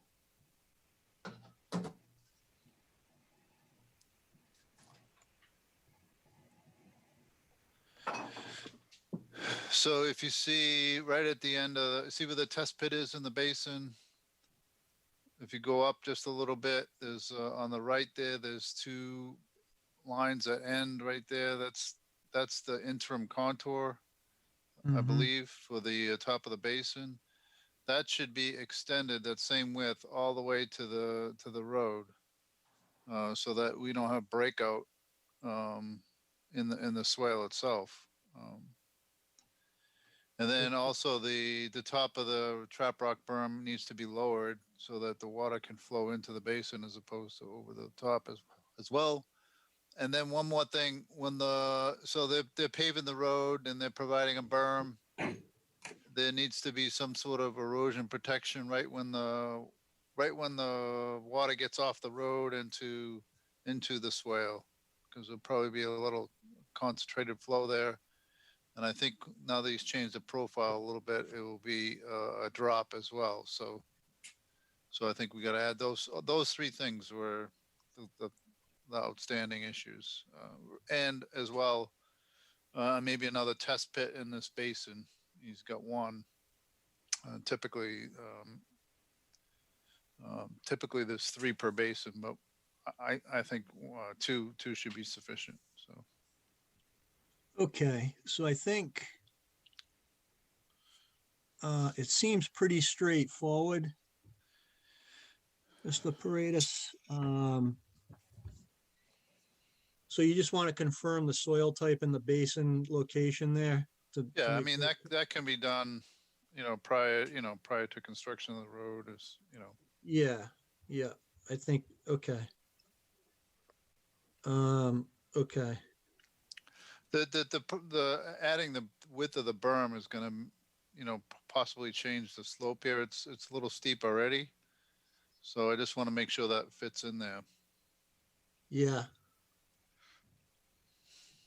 Okay. Um,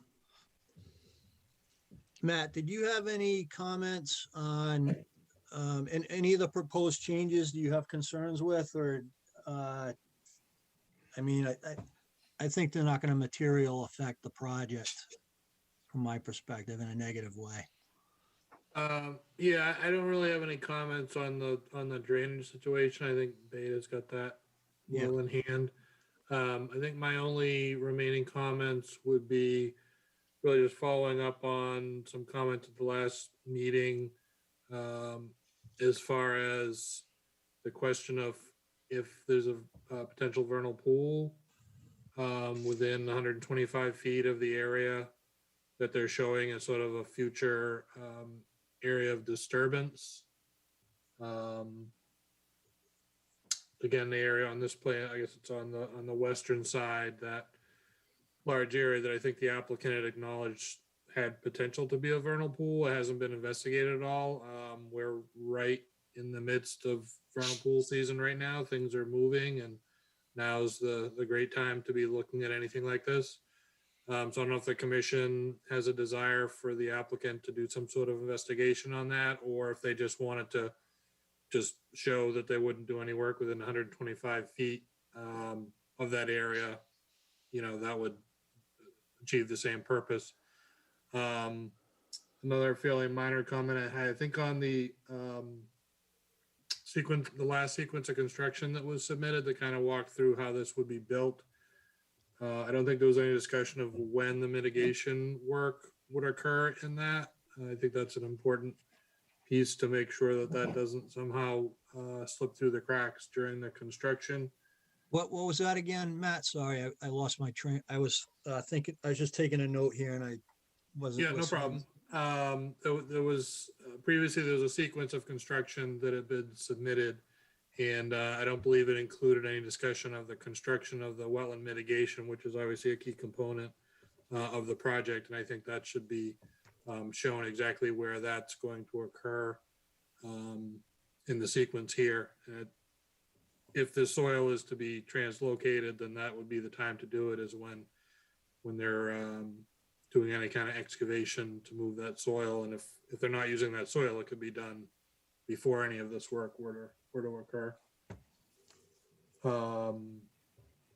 And then the only other thing, I guess, I don't know if you were planning to discuss it, was the issue of the open space and even the ability to have this work occur at all. That was it. Yes. Yep. Okay. Mr. Chairman, I could comment on a couple of those items if I could. This is Scott Goddard. Yep. So- Go ahead, Mr. Goddard. I think Matt makes a couple of good points here. The issue of timing, yes, it should be part of the construction sequence, but I also think it'd be appropriate for the commission to condition the timing of the replication area to be built prior to any of this driveway work done. That's appropriate to do that in that sequence so that it can be monitored for long enough time during the duration of the order of conditions. Plus, access to the replication area is readily available even now. So that would be a reasonable, I think, condition to apply to this project. With respect to the vernal pool question, Matt's right. We are kind of in the front end of vernal pool season right now. And, an inspection certainly could be done. I don't know that it's necessary.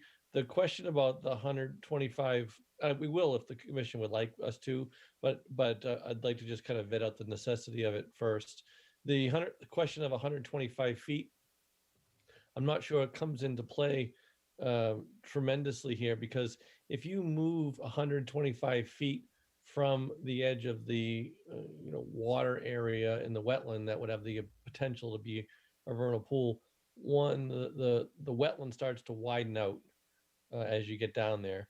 You get a lot more interesting steep slope and rock features that are more naturalized, habitat features that you know, then there's still buffer zone, right?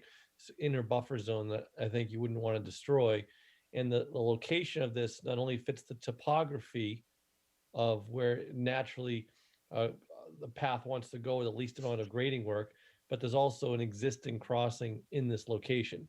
So whether I identified or Matt identified any part of the BVW to function as a vernal pool, I don't think it would change where we end up proposing the crossing. I think we would still land in this location as the ideal site. You know, furthermore, we're down gradient two of it hydrologically, right? We're at the outlet. So what we're crossing over is effectively the outlet to that pond wetland area. That's what this intermittent stream channel is.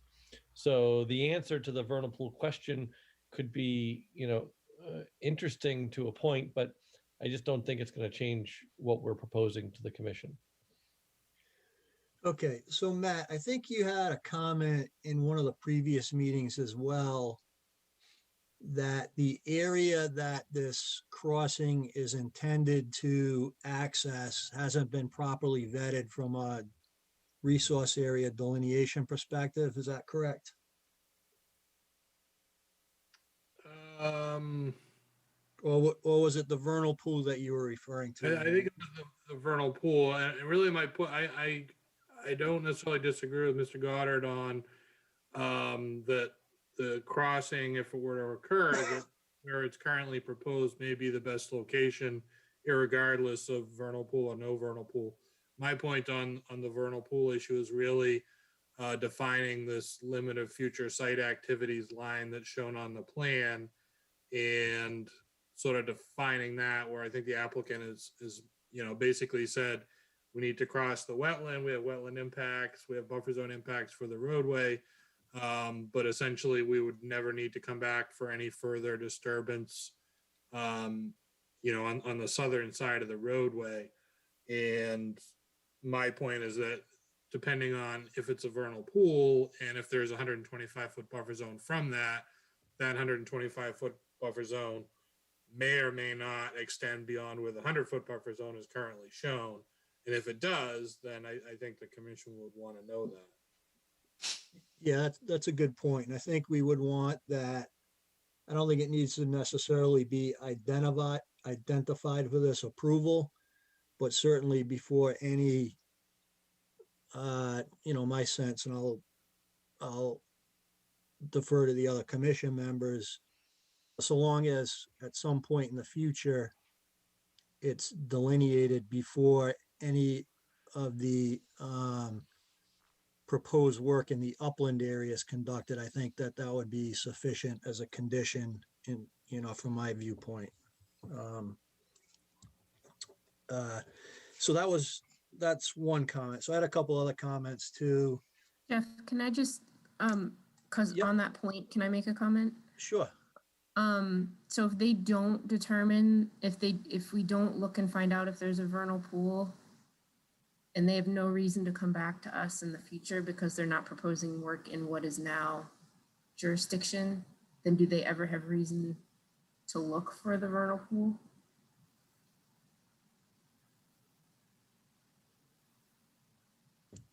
Based on a condition of a different approval? You know what I mean? So if we have as a special condition that we want that investigated prior to any subsequent work being conducted. But if they just say, well, we're not going to be in your jurisdiction, so don't worry about it for their future work, how do they know they're not in our jurisdiction if there's not a vernal pool? How are we going to know it? I just don't know if Right. that we'd have any teeth in that. Well, I think the point is heard and understood, and we're in the right time of the year. I'll just make a point to get out there.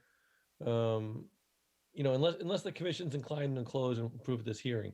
If we're going to continue this meeting, then I'll just get out there and within the next week, evaluate it, and then mark on here,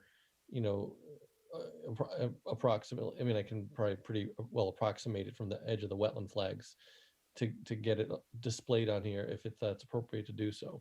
Then we'll have. I think that makes sense, Mr. Goddard. We're in vernal pool season now. It's 2 weeks. I think you can do the assessment before our next meeting.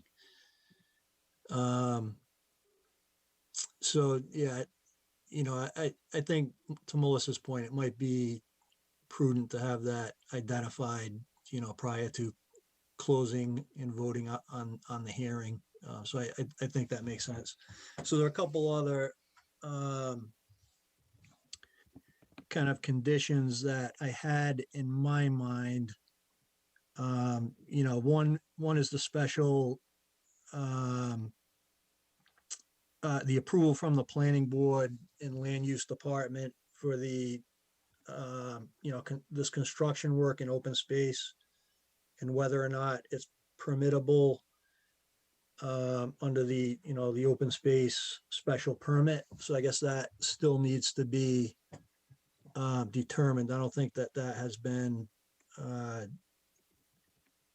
settled on yet. Beta is, I think another condition would be Beta may have time to review the edits that Mr. Marquardt does before our next meeting, but, we would need review and approval of the adjustments that Mr. Marquardt is doing with regard to the stormwater. I think another special condition, which we've mentioned at our previous meeting, is that, we're permitting the crossing here, but, there'll be no disturbance or alteration of resource area buffer zone in the accessed parcels. So any kind of work that's done, after the crossing is constructed is in upland area and is outside of the commission's jurisdiction.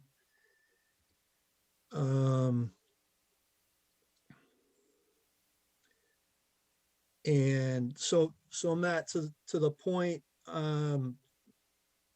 that I had asked earlier, so the resource areas have been identified on the parcel that's being accessed adequately. Yes, I believe that for the wetland crossing, the wetland boundaries are all set. Okay, good. Okay, so I think it's just, I think those are the special conditions that, that would be required in my mind. If we can get the presumptive vernal pool determined, that would be great. In the construction sequence for the wetland replication, which I think is pretty straightforward. So those are my comments. I'll open it up to the other commission members. Through the chair. Yes, Ted. I assume we would ask Matt to look at the possible vernal pool as well.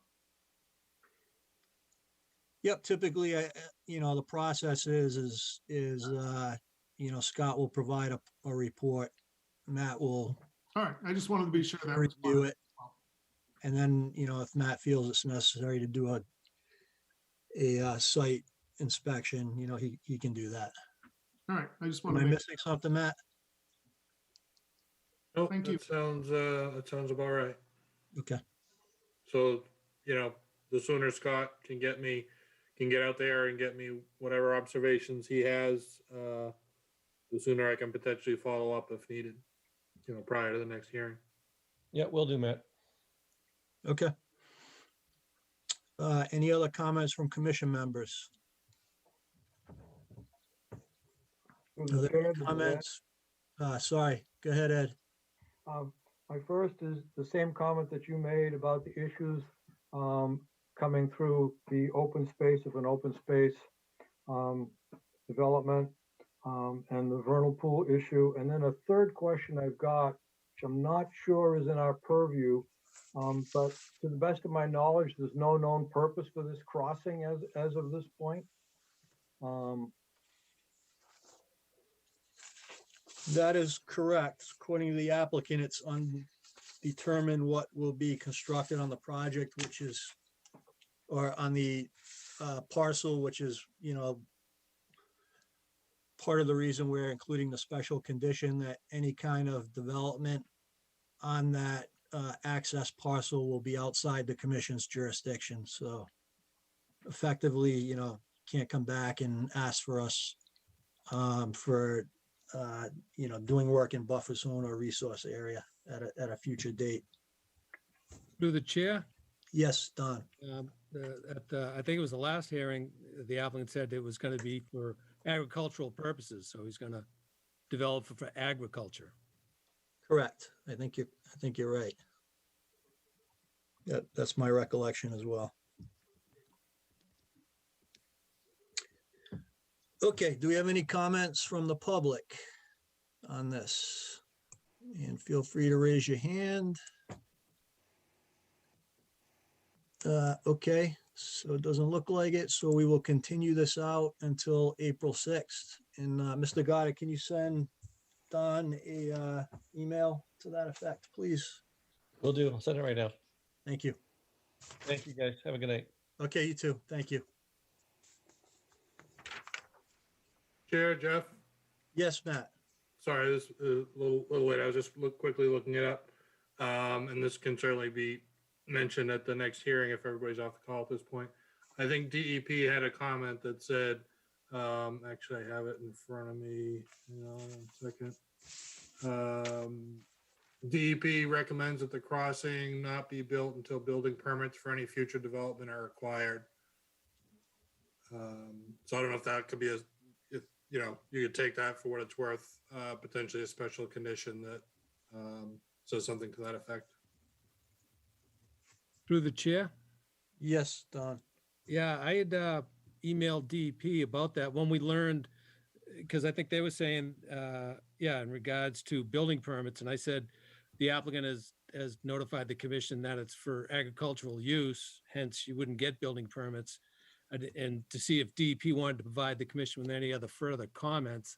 I haven't heard back from them yet. Okay, that's a good point, Don. I mean, if it's going to be for agricultural purposes, then they don't need building permits, right? Right. Yeah. Okay. Through the chair, Yes, Ed. what kind of an agricultural purpose could a rock-bound, fairly impassable area have, I wonder? Thank you. Okay, so we're gonna move on. All right. So that was the last public session, or the last agenda item for tonight for the open meeting. We still have a few more work session items to get through, Don, before we go into executive session. Yes.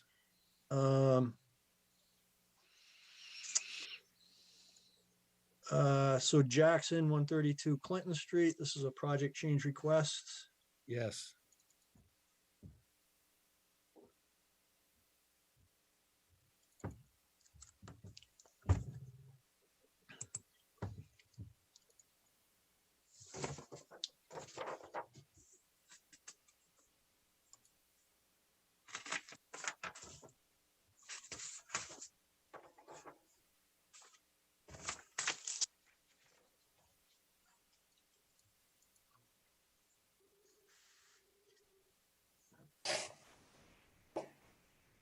So.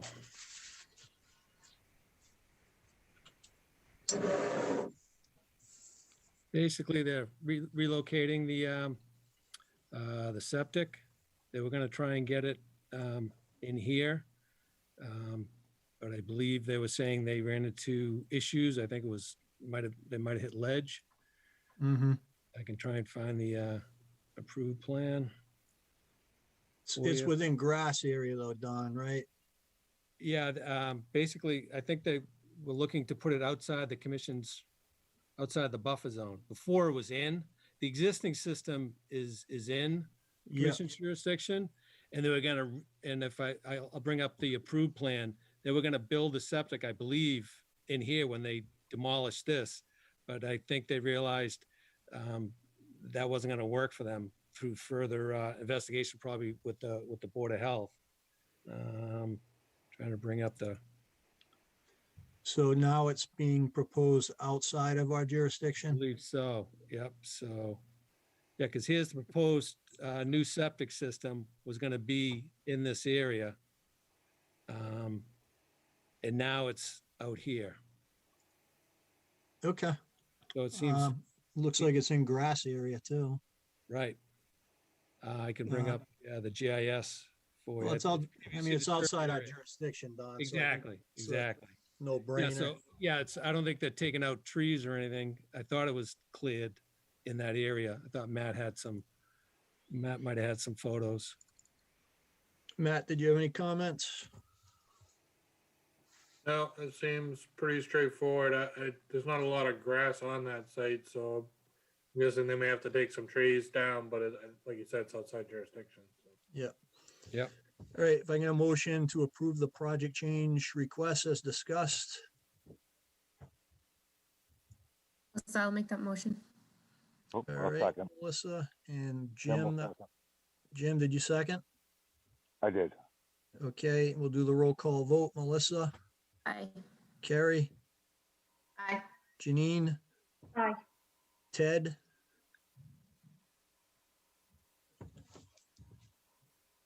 Ed, Aye. Jim, Aye. and Jeff is an aye. Looks like Ted dropped off. No, I'm here. Oh, there he is. I just moved screens and didn't realize the unmute button didn't work if I moved screens. Sorry. Oh, okay. I Yeah. vote aye. Okay, great. All right, I didn't see you Ooh, there. green. Let's see, Sam. Okay. So that was good. Okay, so the next item on the agenda was just discussion about authorizing Through the chair? signature. Yes, Don? Yeah, I know, I think Rebecca was gonna help us with that, but I figured, could we just try and get this public forum request out of the way? It should be a fairly quickie. Oh, yeah, I didn't think we had one. Yeah, came in at the, Yeah, Last can I ask minute. Before, Jeff, Yeah. before we leave the work session and the public forum, I noticed that Lauren Brock is on the call. Were we going to discuss Brock on Wood Street tonight? No, it's not on the agenda. right.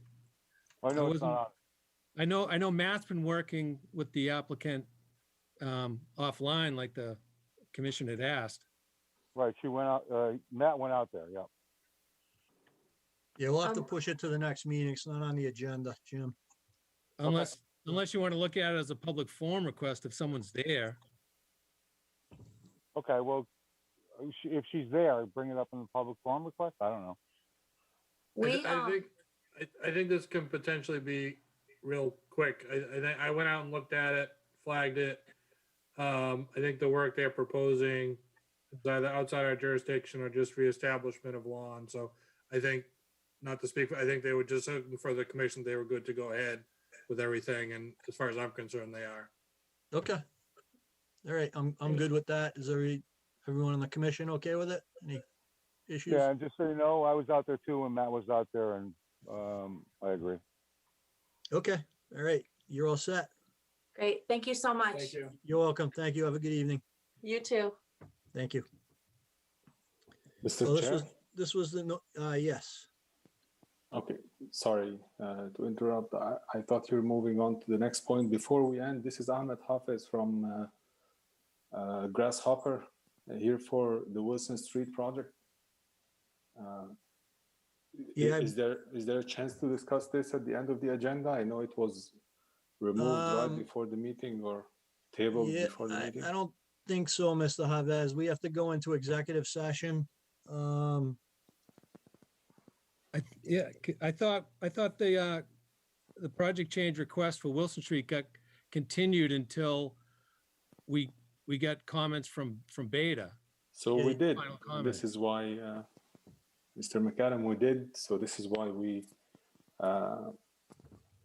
would like to be heard today, if that's possible. We're continued from last meeting. Subject to the commission reviewing Beta's final comments. Have we gotten final comments from Beta? I haven't seen them yet. I didn't see him today. They have come today, yes. Wait, And I sent you, I sent it in an email to you, Mr. McAdam, and everyone else What that was time? called. What time today? Like during the call now, during the meeting today. oh yeah, we Well, we that's need what- time, we I've been need kinda time busy. to review it, Mr. Haves. We can't review something in real time on a meeting. And we have to have our consultant review it. I apologize, but, and we need to put it on the agenda. That's a project in town that has a lot of public interest. So it wouldn't be prudent to just, bring Yeah, him we've had in. we've had a butters on the calls on all of them.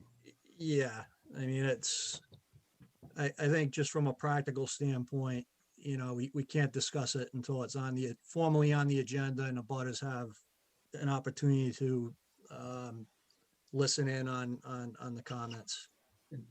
I don't look at my emails during a meeting. I'm too focused on getting all the stuff up. Yeah, so we'll have to continue it out uh, till April 6th, Mr. Haves. Okay?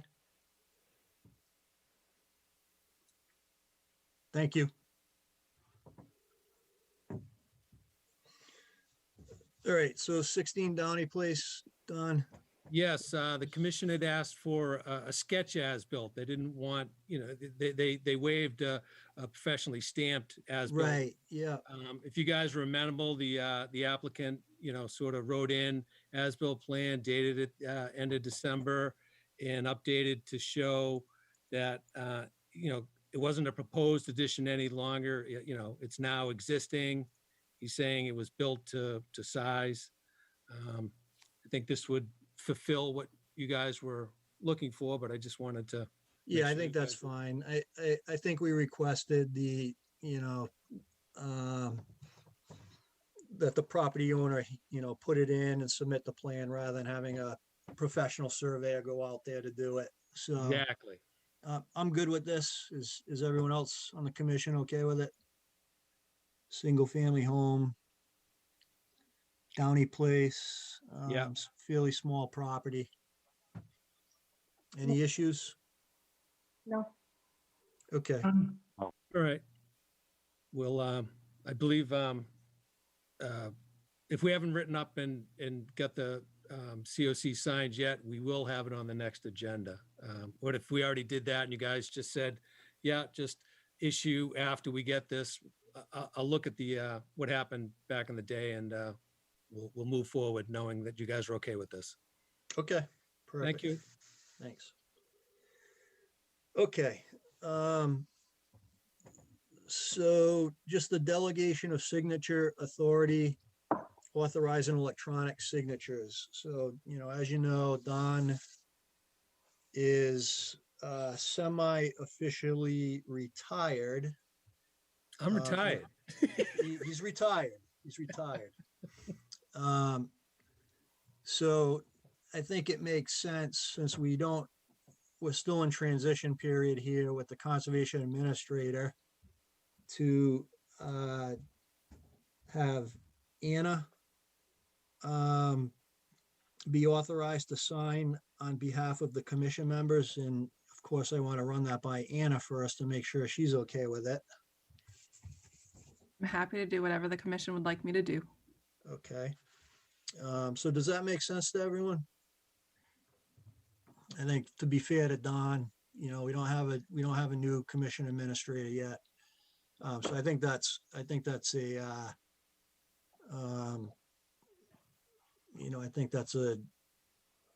since Anna works with the commission, I think it makes sense to have her have that authority on our behalf, since we're still in this COVID thing and, we can't be in person to sign documents. So, I agree. Makes sense. okay. Rebecca, Thanks, Anna. is Rebecca on the line? I am here. Hey, Rebecca, how you doing? Great. How are you guys? Good. So I have the motion. Can we move that, the new, just the Hopkinton Conservation Commission Administrator and Anna Rogers, Town Administrator, authorize on behalf, or do we have to state someone's name? My understanding is you do have to state someone's name. Okay, all right, so we can't, so, got it. Okay, so if I get a motion that the Hopkinton Conservation Commission authorize Anna Rogers, Town Administrator, to physically sign on behalf of the commission, when so directed by vote of the commission, documents issued by the commission under the Wetlands Protection Act, GO 131, Section 40, or the Hopkinton Wetlands Protection Bylaw, including but not limited to orders of conditions and certificates of compliance. So moved. Ted made the motion, and a second, please. Second. Jim, Jim. and we'll do the roll call vote. Melissa, Aye. Carrie, Aye. Janine, Aye. Ted, Aye. Ed, Aye. Jim, Aye. and Jeff is an aye. Okay, Mr. Chairman, can I just make a comment? yes, I just wanted to highlight that you guys also do have another option for recorded land. Middlesex South Registry is accepting electronic signatures. And we did the certificate, the vote that you guys took in August was two parts. So it gave you both options, delegating authority to Don and also authorizing electronic signatures. So this is the Massachusetts Registers of Deeds updated the deed indexing standards to authorize the use of electronic signatures, and they specified a particular procedure for doing that. You guys have done that. So you can now sign documents electronically, again, only for recorded land. The Lane Court has not accepted this for registered land, but I would say most land is recorded. So this can be used, probably pretty widely. And so I guess two things. One is I would suggest I should give you guys a new document template for the signature page that kind of uses the magic, the proper magic language about use of purely electronic signatures. And then the second thing is that part of the process of using electronic and the law regarding electronic signatures in Massachusetts is that there has to be some moment of indication that the person is intending to put their signature on the document. And the law allows that to be done in basically almost any way that makes sense, as long as it's, verifiable.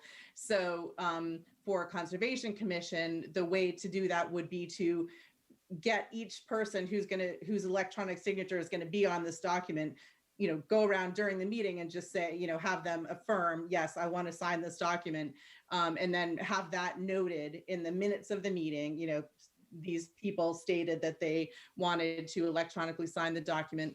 And then the conservation administrator, conservation staff can just put in, your typed names, with like S, your typed names. And, I'll have a statement about, with sort of some magic words about why that's okay. And then that should be good enough for Middlesex South. So I just wanted to note that that's another option that you have. yeah, we did implement your standard procedure that you recommended, Rebecca, on the, when we're issuing the order of conditions or COCs, move that the order of conditions or the COC be issued in the form currently before the commission, and that the, in this case, it would be Anna be authorized to sign the order of condition or COC on behalf of the members present, and then we vote. So is that sufficient? So for that, that's like the right procedure if Anna is going to like sign in ink. If you're going to have like no ink signature and you're just going to use electronic signatures only, that my understanding is that I haven't seen this actually done yet, but my understanding is this should be acceptable to Middlesex South. I could kind of double check a draft with them if you know, to be extra sure. But basically on the template that Don is showing us, there would not need to be a line that's, you know, the line that says Don McAdam for the Conservation Commission would be taken out. The language up top would be different and would just say that, you know, these are electronic signatures, as you know, and explain how that's authorized. So, but you would have to have a more specific affirmation. If you guys are delegating authority to Anna, you can do that by just a vote of the whole commission. If you're individually wanting to electronically sign, I would say that each person needs to individually go around on a roll call vote, or I'm sorry, not even a roll call vote, individually affirm that they want to sign the document. Sounds very confusing. Yeah. From a process standpoint. Yeah. So, I mean, so we would have to keep track of what's being submitted, you know, through electronic signature versus, you know, Anna signing off for us, right? Right, So exactly. Yep. So if it works for you guys to have Anna sign everything, then yeah, I would say just stick with that and make it less complicated. So, yeah. Sorry to introduce confusion. I withdraw my comment. No, I think just from a efficiency standpoint, you know, if we just stick with having Anna sign for us, that way there, if there's any confusion, you know, because I don't know, it just seems like it's going to be hard to kind of keep track of whether it's Anna signing it or if it's electronic. And if we mistakenly, you know, do one for the other, then we could run into trouble, right? Yeah, no, that makes absolute sense. Yep. Yeah. So, okay. And Anna can't sign until we get a form submitted to the Recorded, registry right? of deeds, like mine did, right? Exactly. Yep. Yeah, and it needs to be recorded, Don. Right. But then once it's recorded, then it's kind of simple doing it this way, you know, I think, you know, just. Yeah, it is. Yep, absolutely. Doing it which way, Don? The way we've been doing Yeah, it? this way. I mean, it's still like a pain in the butt because I got to put the ink on it, then I got to mail it to Anna, you know, whereas hopefully in the future when she's recorded, she'll be able to just do it in the office, you know? Yeah. Yeah, let's stick with kind of the current procedure that Yeah. Rebecca had originally Yeah, like we're doing. recommended. I think that's like the we've been simplest way doing. to do it and keep us out of trouble. Right, exactly. Even though it's a little bit more cumbersome, but Right. okay. All right, so Rebecca, did you have an update on the stormwater regs? The draft Yes, regs? so the recommended changes to the stormwater management and erosion control bylaw that I talked to you guys about at the last meeting. The update is that we now have the actual recommended revised changes, which were circulated. And so you have the red line of the bylaw and with a cover letter summarizing what the changes are. And so, you know, I did sort of preview this already. So just to very briefly, I'll just very briefly go through the kind of categories of changes, and then I'll see if there's any questions or anything you guys want to discuss further. There is, well, let's see, let's start with, so the applicability, the applicability section has been fairly significantly revised because to ensure that the bylaw, that in order to conform to the EPA MS4 permit, that the bylaw applies to absolutely every construction project that is going to disturb more than an acre of land. So we removed some of the exemptions, reorganized things. So now it's a much more clearly, broadly applicable requirement to all large construction projects. Let's see, next kind of category is we added a definitions section, just a few terms that either were used in the bylaw or that we are introducing into the bylaw that we thought should be defined in the bylaw. A number of terms are defined in the regulations, but there was just a handful of things that we thought should be in the bylaw itself, just for clarity. Next category is we included some revised performance standards in the bylaw. Your bylaw mostly leaves the setting of the detailed performance standards for the regulations, but we just wanted to, so we just added a little bit of language just to make clear that the stormwater performance standards need to meet the requirements of the MS4 permit. And we added a reference to low impact development, which was just a new concept introduced in this latest EPA MS4 permit that hadn't really been specifically called out in the bylaw. So we just wanted to put that kind of right in the bylaw. So will more specific, like low impact development recommendations be made in the regulations, Rebecca? Is that the thinking? It's a good question. The permit, the MS4 permit, literally the sentence that is here is literally all that the permit says about low impact development. It doesn't even define low impact development. So the implementation of this requirement is completely up to you guys. And so it's up to you, so yes, the answer is yes, the detail for this should be in the regulations, and it's up to you kind of how much detail you want to put in there, or if you want to leave it somewhat open-ended, but adding some detail that provides some guidance to developers, I definitely think would be a positive thing to do. Yeah, because that's what I was thinking, because, the commission has encouraged low impact development techniques, for subdivisions and development activities in town. The problem we run into is that, there's no specific kind of, regulations that we can point to. So we get swales and rain gardens, put in here and there, sometimes the porous pavement, those types of things. But I think if we had something that had a little bit more teeth to it, and we could point to the developers and say, this is what we're looking for you to do, that would be helpful. So yes. And actually, I'm sorry, I have been misspeaking because our different towns are doing this in different ways, and I've been talking to different boards. So I'm sorry. These regulations will be planning board regulations. So I've been saying you guys, but in fact, it'll be regulations that the planning board adopts.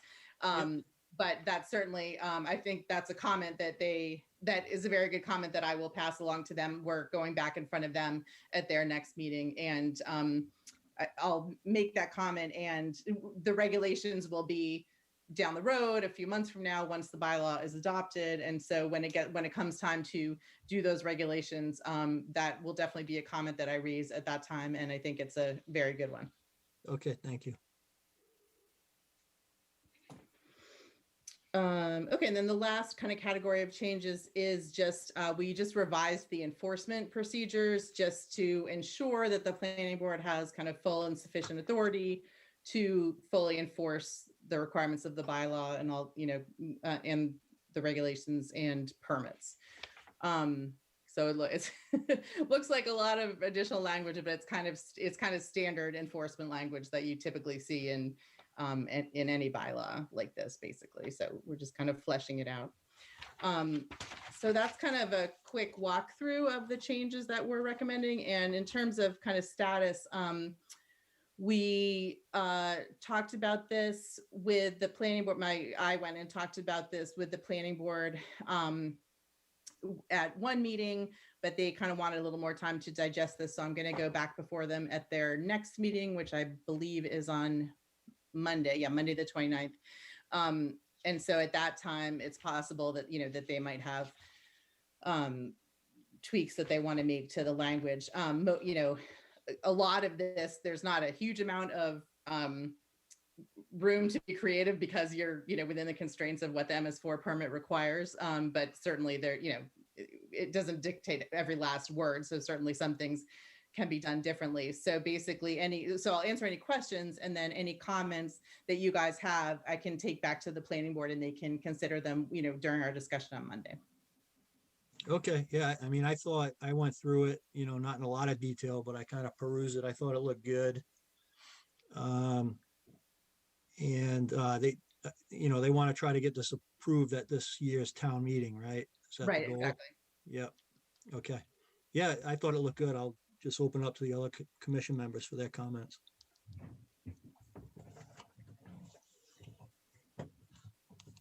Melissa and Carrie, this is like fun reading material for you guys, isn't it?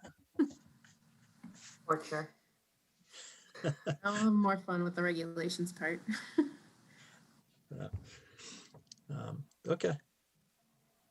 All right. Thanks, Rebecca. It's yeah, I think it looks good. Okay, I will take your comment about low impact development to the planning board. Okay, great. Thanks. Okay, so at this time, I move that the commission enter into executive session pursuant to Massachusetts General Laws, Chapter 30A, Section 21A3, for the purpose of discussing strategy with respect to the following litigation matters, discussion of which in an open meeting may have a detrimental effect on the commission's litigating position as I so declare. Ober versus Hopkinton Conservation Commission, Middlesex Superior Court Civil Action 2081 CV 02201 in the matter of Franklin Road Solar. Counsel of the town of Hopkinton, Rebecca Lacy, will attend, as will Don McAdam, Anna Rogers, and Matt Verrill. Okay, so I just ask anyone from the public to please drop off the meeting now because we are going into public session. Or executive You guys session. should take the vote before you kick people out of the meeting. Yes, yeah, sorry. And we need to do a roll call vote, so to enter executive session. So Melissa, or if I can get a motion to go into executive session first. So moved. Like that move. All right, Jim, in a second. I'll second. All right, Melissa, and roll call vote. Melissa, Aye. Carrie. Carrie may have dropped off. Oh, I'm No, here. she- I said no, aye. She's still there. Yep. Okay, Janine, Aye. Ted, Aye. Ed, Aye. Jim, Aye. and Jeff is an aye. All right, let me just go through the